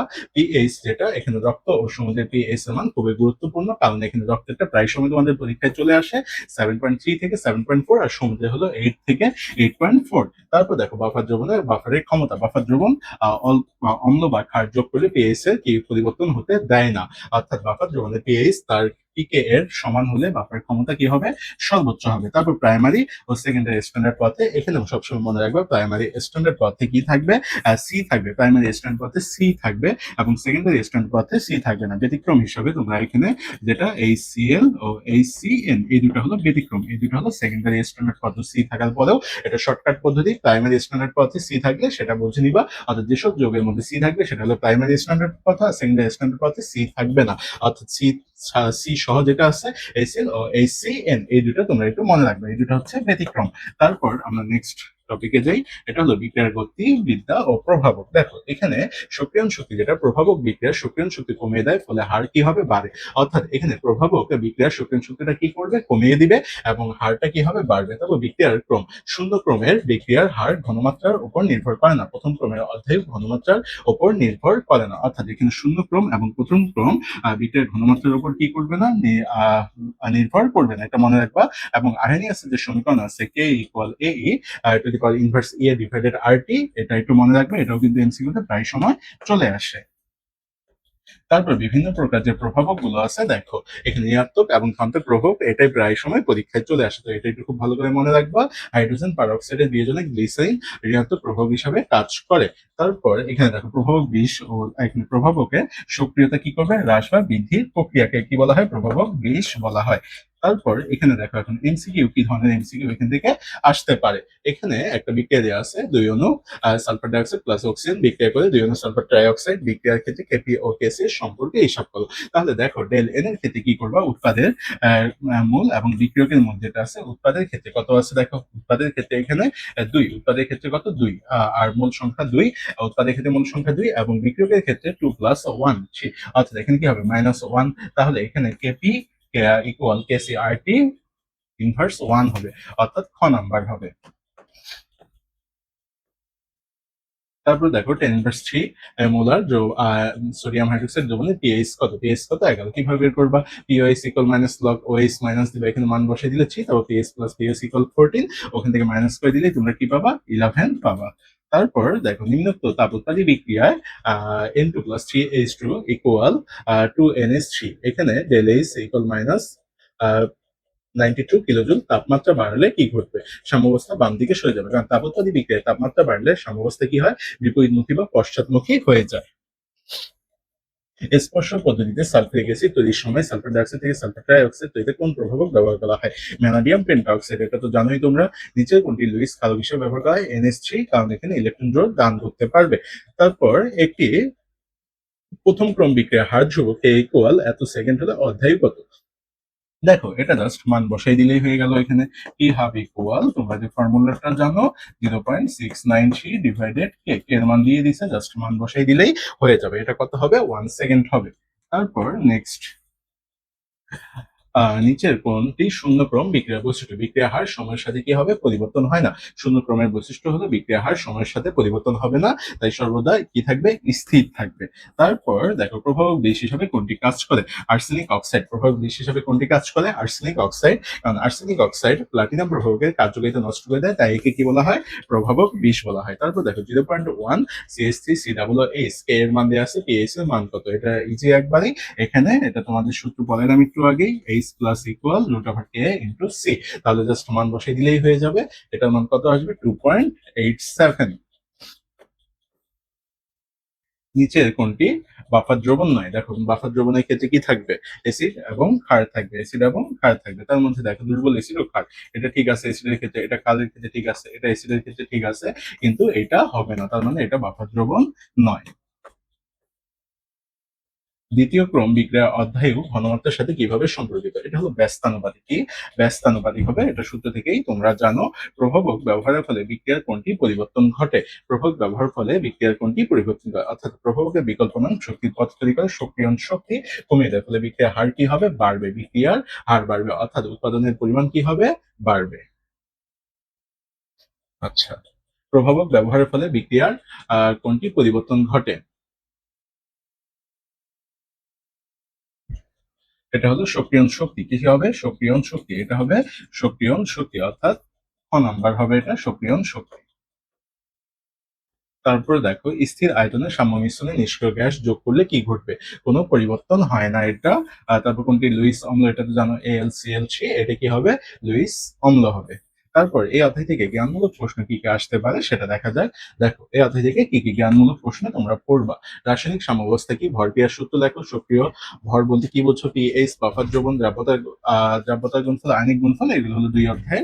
এগুলো তোমাদেরকে 2 অধ্যায় বলছিলাম, লাসাদিলিয়ার নীতি বিবৃতি করো, লাসাদিলিয়ার নীতি বিবৃতি করো। প্রভাবক বিশ বা প্রভাবক সহায়ক কি, পানির আয়নিক গুণফল বলতে কি বোঝায়, অধ্যায় লুইস অ্যাসিড, সক্রিয়ণ শক্তি, পানির ক্ষরতা বা কঠোরতা, এনথালপি। দেখো এই কয়েকটা যদি তোমরা পড়ো এখান থেকে, তাহলে কিন্তু ইনশাল্লাহ তোমাদের যে 2-3টা ক থাকবে, ইনশাল্লাহ তোমরা এই অধ্যায়ের কগুলো লিখতে পারবা। তারপর দেখো অনুধাবনমূলক যে প্রশ্নগুলো আছে সেগুলো দেখা যাক। এখানে অনুধাবনমূলক প্রশ্নগুলোর মধ্যে কেপি ও কেসি এর মান কখন সমান হয় ব্যাখ্যা করো, রাসায়নিক সাম্যাবস্থা একটি গতিশীল অবস্থা ব্যাখ্যা করো, রক্তের বাফার ক্রিয়া কিভাবে কাজ করে ব্যাখ্যা করো, বিশুদ্ধ পানি পেজ 7 আইকনে ব্যাখ্যা করো, সিলভার ক্লোরাইডের দ্রাব্যতা গুণফল আয়নিক গুণফলের মধ্যে কখন অধ্যক্ষেপণের কারণ ব্যাখ্যা করো, সমায়ন প্রভাবের কারণে লবণের দ্রাব্যতা কেন হ্রাস পায়, এবার পদ্ধতিতে অ্যামোনিয়া উৎপাদন উচ্চ চাপ প্রয়োগ করা হয় কেন, LCl একটি লুইস অ্যাসিড ব্যাখ্যা করো, তাপমাত্রা বৃদ্ধি পেলে বিক্রিয়া হার বৃদ্ধি পায়। তারপর দেখো 0.1 মোলার CH3 COOH এবং 0.1 মোলার HCl এর মধ্যে কোনটি অধিক অম্লীয় এবং কেন। দেখো এখানে যে ক এবং খ গুলো বললাম, তোমরা যদি এগুলোই পড়ো ইনশাল্লাহ কিন্তু এখান থেকে কমন পাবা। এখন কথা হচ্ছে এখান থেকে তোমরা কি কি সিকিউ টাইপ করবা। দেখো সিকিউ টাইপের ক্ষেত্রে তোমাদের এখানে যে কাজটা করবা, প্রথমেই যেটা পড়বা সেটা হলো বাফার দ্রবণ। কি পড়বা, বাফার দ্রবণ। বাফার দ্রবণ এখান থেকে খুব ভালো করে পড়বা। তারপর তোমরা পড়বা হলো বাফার দ্রবণের পরে লা শাতেলিয়ার নীতি, লা শাতেলিয়ার নীতি, লা শাতেলিয়ার নীতি পড়লা। তারপর তোমরা পড়বা কেপি কেসি, তারপর কি পড়বা কেপি কেসি। তারপর এখান থেকে পড়বা পিএইচ, কি পড়বা পিএইচ। তারপর পিএইচ এর পর আহ আচ্ছা পিএইচ পড়বা এখান থেকে। তারপর এটার পর যেটা পড়বা বিক্রিয়ার হার, বিক্রিয়ার হারের যে গ্রাফ গুলো আছে, বিক্রিয়ার হারের আচ্ছা দুঃখিত বানানটা মিস্টেক হয়েছে, বিক্রিয়ার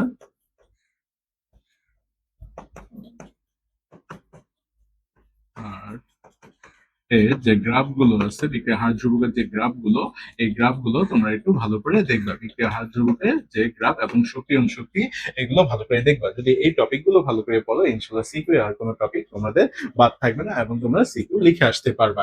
এই তিনটা অধ্যায় যদি কেউ ভালো করে পড়ো, তাও কিন্তু কেমিস্ট্রিতে 5টা সিকিউ তোমরা লিখে আসতে পারবা। এবার আমরা নেক্সট অধ্যায়ে যাই। দেখো অধ্যায় 1, এখান থেকে তোমাদের সিকিউ আসে না, ল্যাবরেটরি নিরাপদ ব্যবহার। এখান থেকে জাস্ট কি থাকে, এমসিকিউ থাকে। তো এমসিকিউ এর জন্য তোমাদের কি কি লাইন পড়তে হবে সেগুলো দেখাই দিচ্ছি। দেখো ল্যাবরেটরি ব্যবহার, এখানে যে লাইনগুলো হলুদ করা আছে এগুলো মোস্ট ইম্পর্টেন্ট। তো এই লাইনগুলো পড়লেই হবে। ল্যাবে ব্যবহৃত এক ধরনের সিনথেটিক কাপড় ব্যবহার করা যায় না, কারণ এটি দাহ্য পদার্থ এবং কাজে ও সময়ে অলংকার পরিধান করাও উচিত নয়। ল্যাবরেটরিতে নির্গত গ্যাসের স্বাদ ও গন্ধ নেওয়া খুবই বিপজ্জনক। তারপর দেখো এগুলো কিন্তু তোমাদের বহুপদীর জন্য। ল্যাবরেটরিতে চোখকে রাসায়নিক পথে ক্ষতিকর প্রভাব থেকে রক্ষা করার জন্য কি করতে হবে, চশমা ব্যবহার করতে হবে। তারপর লাস্ট যেটা আছে দেখো, বৈদ্যুতিক শক ও ক্ষত সৃষ্টি থেকে সুরক্ষার জন্য হ্যান্ডস গ্লাভস ব্যবহার করতে হয়, যেমন পিভিসি গ্লাভস আছে, নাইট্রাল গ্লাভস, ল্যাটেক্স গ্লাভস। তবে পরিবেশ বান্ধব গ্লাভস হলো নাইট্রাল গ্লাভস। তো এখানে এই গ্লাভস থেকে কিন্তু তোমাদের এমসিকিউ প্রায় সময় চলে আসে। তো গ্লাভস থেকে যেহেতু তোমাদের এমসিকিউ প্রায় সময় চলে আসে, তো এই লাইনটা তোমরা আরো ভালো করে পড়বা। তারপর দেখো এখন নেক্সট স্লাইডে যাওয়া যাক। ল্যাবে যন্ত্রপাতি ও কাজ সামগ্রী পরিষ্কারের কৌশল। ল্যাবে ক্ষতিকর ধোঁয়া, গ্যাস, গন্ধ পরিত্রাণের জন্য বিভিন্ন পরীক্ষা কার্যক্রমে হিউম হুড ব্যবহার করা হয়। ল্যাবরেটরিতে কাচের যন্ত্রপাতি পরিষ্কার করার জন্য সর্বোত্তম পরিষ্কার হলো ক্রোমিক অ্যাসিড। আর ক্রোমিক অ্যাসিড ব্যবহার করা হয়। কি ব্যবহার করা হয়, ক্রোমিক অ্যাসিড। এই ক্রোমিক অ্যাসিডটা মনে রাখবা, chromic acid, sulphuric acid plus potassium dichromate, এগুলো ব্যবহার করা হয়। তারপর দেখো এই সেফ, এই সেফটা কি হবে, এখানে এফটা স্মল হবে। এইচ এফ হলো গ্লাভস বা কাঁচ ক্ষয়কারক পদার্থ, তাই কাঁচের জিনিস পরিষ্কারকে এইচ এফ ব্যবহার করা হয় না। বুলেট বা পিপেট তৈরিতে পাইরেক্স কাঁচ ব্যবহৃত হয়। কি কাঁচ ব্যবহার করা হয়, পাইরেট কাঁচ, পাইরেক্স কাঁচ ব্যবহার করা হয়। রাসায়নিক পদার্থকে শুষ্ক রাখতে ডেসিক্টর ব্যবহৃত হয়। কয়েকটি শুষ্ক পদার্থ হলো এখানে ক্যালসিয়াম ক্লোরাইড আছে, ফসফরাস পেন্টা অক্সাইড, সিলিকা, তারপর ম্যাগনেসিয়াম সালফেট, পটাশিয়াম ক্লোরাইড, এগুলো ব্যবহার করা হয়। তো এখানে এক্সাম্পল গুলো মাস্ট বি মনে রাখবা। নানি হিসাবে গ্লাস রডের বিকল্প হলো টেফলন রড, এগুলো ব্যবহার করা হয়। গ্লাস টিউব নিরাপদ কাটতে ব্যবহার করা হয় ফায়ার পলিশিং। তারপর দেখো টেস্ট টিউব বুলেট, বিকারের মধ্যে দ্রবণ স্থানান্তরের জন্য ফানেল ব্যবহার করা হয়। কি ব্যবহার করা হয়, ফানেল। তো এগুলো থেকে অতটা আসে না। তো এই লাইনটা তোমরা একটু মাস্ট বি মনে রাখবা। উদয় ও বাষ্পের জন্য ক্ষতিকর জৈব দ্রাবক হলো কার্বন টেট্রাক্লোরাইড। এই লাইনগুলো যদি বলো তোমরা, তাহলে কিন্তু এখান থেকে হয়ে যাবে। এবার নেক্সট স্লাইডে যাওয়া যাক। দেখো ফলভঙ্গি ব্যালেন্স, এই ফলভঙ্গি ব্যালেন্সের এখানে যে লাইনগুলো লিখছি, জাস্ট এগুলোই তোমরা একটু ভালো করে দেখবা। ফলভঙ্গি ব্যালেন্সের ক্ষেত্রে ল্যাবরেটরিতে রাসায়নিক বিশ্লেষণের প্রয়োজনে সামান্য পরিমাণ পদার্থের ভর পরিমাপে জন্য 1866 সালে জার্মান প্রকৌশল পলভঙ্গি কর্তৃক উদ্ভাবিত রাসায়নিক নীতি হলো পলভঙ্গি ব্যালেন্স বা নীতি। তো পলভঙ্গি ব্যালেন্সের সাহায্যে সর্বনিম্ন 0.0001 গ্রাম পর্যন্ত ভর নির্ভুলভাবে পরিমাপ করা হয়। এখন পলভঙ্গি ব্যালেন্সে 10 মিলিগ্রাম রাইডার ব্যবহার করলে রাইডার ধ্রুবক হবে 0.0002 গ্রাম। তারপর দেখো এখানে স্যাটোরিয়াস ব্যালেন্সের মাধ্যমে সর্বনিম্ন 0.0001 গ্রাম পর্যন্ত ভর নির্ভুলভাবে পরিমাপ করা যায়। পলভঙ্গি ব্যালেন্সে 5 গ্রাম রাইডার ব্যবহার করলে এর ধ্রুবক কি হবে, 0.0001 গ্রাম হবে। তারপর এবার আমরা যাব নেক্সট স্লাইডে, ডিজিটাল ব্যালেন্স। এই ডিজিটাল ব্যালেন্সের ক্ষেত্রে জাস্ট যদি একটা লাইন মনে রাখলেই হয়ে যায়। এখন ডিজিটাল ব্যালেন্সটা কি, ল্যাবরেটরিতে সাধারণত দুই ধরনের ডিজিটাল ব্যালেন্স ব্যবহার করা হয়। একটা হলো টপ লোডিং ডিজিটাল ব্যালেন্স, আর একটা হলো অ্যানালাইটিক্যাল ডিজিটাল ব্যালেন্স। এখন অ্যানালাইটিক্যাল কাজের জন্য যেসব সংবেদনশীল মাইক্রো অ্যানালাইটিক্যাল ব্যালেন্স ব্যবহার করা হয়, তা কত ডিজিটের, 4 ডিজিটের হয়ে থাকে। কত ডিজিটের হয়ে থাকে, 4 ডিজিটের। এটা একটু তোমরা মনে রাখবা, তা 4 ডিজিটের হয়ে থাকে। তো এখান থেকে জাস্ট এইটুকু মনে রাখলেই হবে। আর তোমরা চাইলে এই লাইনগুলো একটু দেখে নিতে পারো। তারপর দেখো আয়তনিক বিশ্লেষণে ব্যবহৃত যন্ত্রপাতি। এখানে যে লাইনগুলো লেখা আছে অবশ্যই পড়বা। আয়তনিক বিশ্লেষণে পিপেট ব্যবহার করা হয়। আয়তনিক বিশ্লেষণে কি ব্যবহার করা হয়? পিপেট। এর পরিমাপে স্প্যাচুলা ব্যবহার করা হয়। তারপর প্রমাণ দ্রবণ তৈরিতে আয়তনিক ফ্লাক্স ব্যবহৃত হয়। বুলেটের পর 2 দাগের মধ্যে 0.1 মিলিলিটার পার্থক্য থাকে। বুলেটের সাহায্যে সর্বনিম্ন 0.1 সেন্টিমিটার কিউব বা 0.1 মিলিলিটার আয়তন পরিমাপ করা যায়। টাইট্রেশনের জন্য তরলের নিখুঁত আয়তন পরিমাপের জন্য বুলেট ও পিপেট ব্যবহৃত হয়। তারপরে দেখো সালফিউরিক অ্যাসিড ও পটাশিয়াম ডাইক্রোমেট মিশ্রণের ক্রোমিক অ্যাসিড ও ক্লিনিক মিশ্রণ তৈরি করা হয়। তো এখানে যে লাইনগুলো বললাম অবশ্যই তোমরা কিন্তু এই লাইনগুলো মনে রাখবা। তারপর দেখো প্রাথমিক ও সেকেন্ডারি স্ট্যান্ডার্ড পথ, এটা তো তোমাদেরকে একটু আগেই বললাম।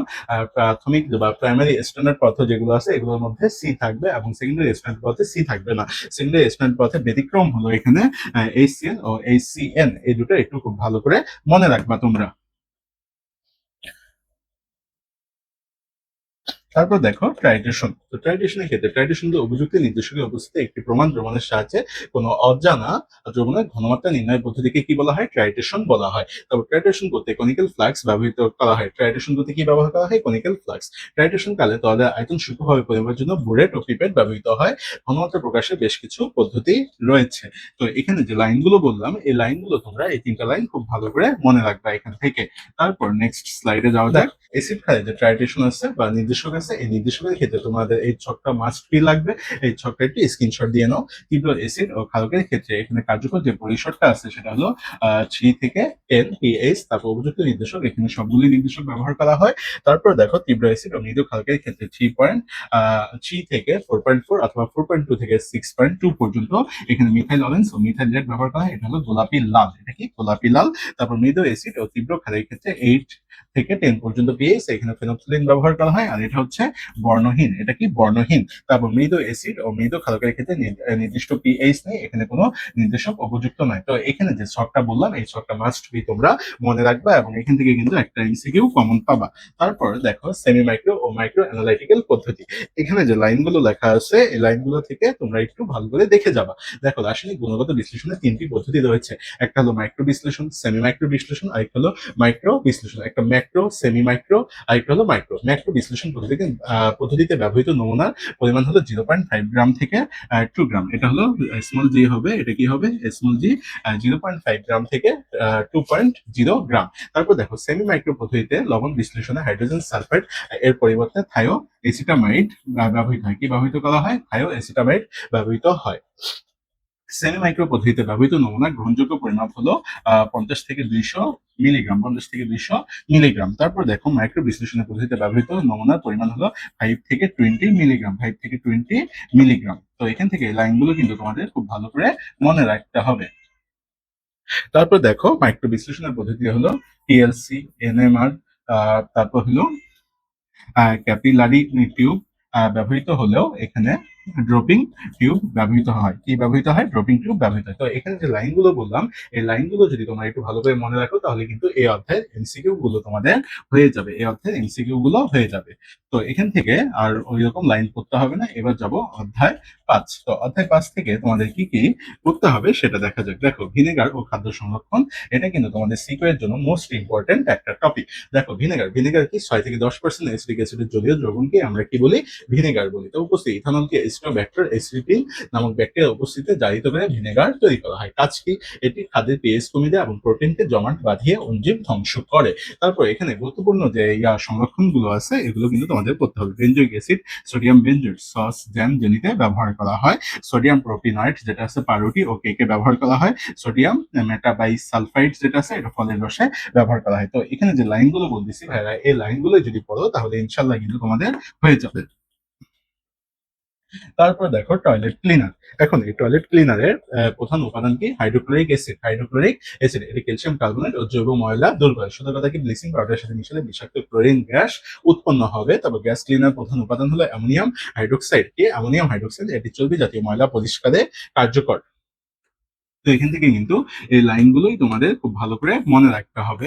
তারপর দেখো প্রসাধন, প্রসাধনী সামগ্রী যেগুলো আছে এখানে কোল্ড ক্রিম যেটা অয়েল ইন ওয়াটার, ইমালশন, তারপর সেভিং ক্রিম, এস্টেরিক অ্যাসিডের লবণ বা সাবান, টেলকম পাউডার, মূল উপাদান ম্যাগনেসিয়াম সিলিকেট, এটি ঘাম শোষণ করে। তারপর সানস্ক্রিন যেটা আছে টাইটেনিয়াম ডাইঅক্সাইড, টাইটেনিয়াম ডাইঅক্সাইডের সংকেতটা মনে রাখবে TiO2, জিঙ্ক অক্সাইড ZnO থাকে, যা ইউভি রশ্মি থেকে ত্বককে বাঁচায়। লিপস্টিক, মোম, তেল, রঞ্জক পদার্থের মিশ্রণ তৈরি হয়। তো এখানে যে প্রসাধনী সামগ্রীগুলো বললাম জাস্ট এই লাইনগুলোই তোমরা মনে রাখবা, আহামরি অতটা করতে হবে না। তারপর সাবান ও ডিটারজেন্টের ক্ষেত্রে দেখো সাবান কি উচ্চতর ফ্যাটি অ্যাসিড, অ্যাসিডের সোডিয়াম বা পটাশিয়াম লবণ বা সোডিয়াম স্টিয়ারকে কি বলা হয়, সাবান বলা হয়। তারপর ডিটারজেন্ট যেটা আছে অ্যালকাইল বেনজিন সালফোনেট লবণ। তারপর পার্থক্য দেখো, সাবান খড় পানিতে খড় পানিতে অধক্ষেপ দেয়। সাবান কি দেয়? খড় পানিতে অধক্ষেপ দেয়, অর্থাৎ কাজ করে না, কিন্তু ডিটারজেন্ট খড় পানিতেও কার্যকর। তারপর দেখো সাবান যেটা আছে চর্বি, তেল প্লাস ক্ষার, অর্থাৎ সাবান প্লাস গ্লিচারিন উৎপন্ন হবে। তো এখান থেকে জাস্ট এই লাইনগুলো পড়লেই কিন্তু তোমাদের হয়ে যাবে। তারপর দেখো এনজাইম ও শিল্প প্রয়োগে, এখন জাইমাস যেটা চিনি থেকে অ্যালকোহল তৈরিতে ব্যবহার করা হয়। ইনভার্টেড যেটা আছে চিনিকে গ্লুকোজ ও ফ্রুক্টোজে রূপান্তর করে। প্রোটিজ যেটা চামড়া শিল্পে লোম ছাড়াতে, ও ডিটারজেন্টের লাইপেজ যেটা চর্বি জাতীয় দাগ দূর করতে। দেখো টুথপেস্টে যেটা আছে টুথপেস্টের পিএইচটা তোমাদের মনে রাখতে হবে 7.5 থেকে 8.5 পর্যন্ত, এটি দাঁতের এনামেল রক্ষা করে। প্লাস্টিক যেটা মেলামাইন একটি থার্মোসেটিং প্লাস্টিক, তাপে গলনা প্রভাবক যেটা অ্যামোনিয়াম উৎপাদনে এফি চূর্ণ অর্থাৎ ফেরাত চূর্ণ ও সালফিউরিক অ্যাসিড উৎপাদনে ভ্যানাডিয়াম পেন্টঅক্সাইড ব্যবহৃত হয়। তো এখান থেকে এই লাইনগুলো যদি তোমরা ভালো করে পড়ো তাহলে কিন্তু হয়ে যাবে। তারপর দেখো এখানে এই গুরুত্বপূর্ণ রাসায়নিক নামের সংকেতগুলো অবশ্যই তোমরা মনে রাখবে, এগুলো কিন্তু এমসিকিউতে প্রায় সময় চলে আসে। দেখো ব্লিচিং পাউডার যেটা, ব্লিচিং পাউডারের সংকেত মনে রাখবে CaO, Cl2, বেকিং পাউডার যেটা NaHCO3, তারপর ফিটকিরি যেটা আছে K2SO4, N2SO4, 24 অণু পানি। তারপর গ্লাসিয়াল অ্যাসিটিক অ্যাসিড যেটা বিশুদ্ধ CH3, COOH, অর্থাৎ এখানে অ্যাসিটিক অ্যাসিড, বিশুদ্ধ অ্যাসিটিক অ্যাসিডকে কি বলা হয়? বিশুদ্ধ অ্যাসিটিক অ্যাসিডকে কি বলা হয়? Glacial acetic acid. অর্থাৎ এগুলো যদি তোমরা মনে রাখো তাহলে কিন্তু এখান থেকে একটা এমসিকিউ তোমরা কমন পাবে। তারপর দেখো এখান থেকে জ্ঞানমূলক প্রশ্ন কি কি পড়তে হবে। ভিনেগার সাবানায়ন টুথপেস্টের প্রধান উপাদান। গ্লাসিয়াল অ্যাসিটিক অ্যাসিড কি? কোমল পানীয়তে কোন অ্যাসিড ব্যবহার করা হয়? স্যাপোনি ফিকেশন কি? মেলামাইন কি? মানে এগুলো যদি তোমরা পড়ো তাহলে কিন্তু তোমাদের আরেকটা এখান থেকে পড়বা কিলেটিং এজেন্ট। কি পড়বা? Chelating agent. এটা লাগবে না, এটার পরিবর্তে তোমরা পড়বা কিলেটিং এজেন্ট কি? কিলেটিং কিলেটিং এজেন্ট কি? তো এখান থেকে এই নাম্বার গুলো যদি পড়ো তোমরা ইনশাল্লাহ কিন্তু তোমাদের এখানে জ্ঞানমূলক যে প্রশ্নগুলো আছে সেগুলো হয়ে যাবে। তারপর দেখা যাক এখানে নাম্বার বা অনুধাবনমূলক প্রশ্নগুলো কি কি পড়তে হবে তোমাদের। দেখো ভিনেগার কিভাবে খাদ্য সংরক্ষণ করে? সাবান খড় পানিতে কার্যকর নয় কেন? ডিটারজেন্ট খড় পানিতেও কার্যকর কাজ করে কেন? টয়লেট ক্লিনারে কেন ব্লিচিং পাউডার মেশাতে নেই? টুথপেস্টে কেন মৃদু খাদিও বলা হয়? চামড়া শিল্পে লাইপেস ও প্রোটিয়াস এনজাইমের ভূমিকা কি? কোল্ড ক্রিম ও শেভিং ক্রিমের মধ্যে পার্থক্য? মেলামাইনের বাসনপত্র তাপে গলে না কেন? তো এই কয়েকটা যদি করো তাহলে কিন্তু অনুধাবনমূলক প্রশ্নগুলো তোমাদের হয়ে যাবে, অনুধাবনমূলক প্রশ্নগুলো হয়ে যাবে। তো এই অধ্যায় থেকে তোমাদের কি কি সিকিউ পড়তে হবে এই সিকিউ টাইপটা বলে দিই। এখান থেকে সিকিউ টাইপের মধ্যে যেটা প্রথমেই পড়বা সেটা হলো ভিনেগার। কি পড়বা? ভিনেগারের যাবতীয় টপিক তোমরা শেষ করবা। ভিনেগার ভিনেগার পড়ার পর এখানে খাবারের যে কোটাজাত ফলন আছে, এই কোটাজাত ফলন বা খাদ্য সংরক্ষণ, এই খাদ্য সংরক্ষণের ইয়াগুলো খুব ভালো করে পড়বা। কোটাজাত ফলন, খাদ্য সংরক্ষণ, এগুলো খুব ভালো করে পড়বা। তারপর যেটা পড়বা এখান থেকে সেটা হলো প্রিজারভেটিভস। কি পড়বা? প্রিজারভেটিভস। প্রিজারভেটিভস।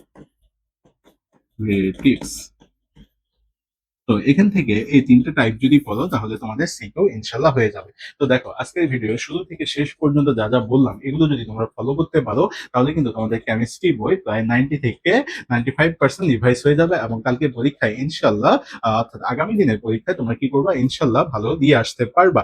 তো তোমরা সুস্থ থাকো এবং ভালোভাবে পড়াশোনা করো, সময় নষ্ট না করে, ফোন চাপাচাপি কম করে তোমরা ভালো করে পড়াশোনা করো। সিকিউ গুলো কয়েকটা সিকিউ ভালো করে দেখে যাও, বোর্ডে যে সিকিউ গুলো আছে ওগুলো দেখে যাও, এবং এমসিকিউ কিছু প্র্যাকটিস করে যাও। ইনশাল্লাহ তোমাদের পরীক্ষা ভালো হবে।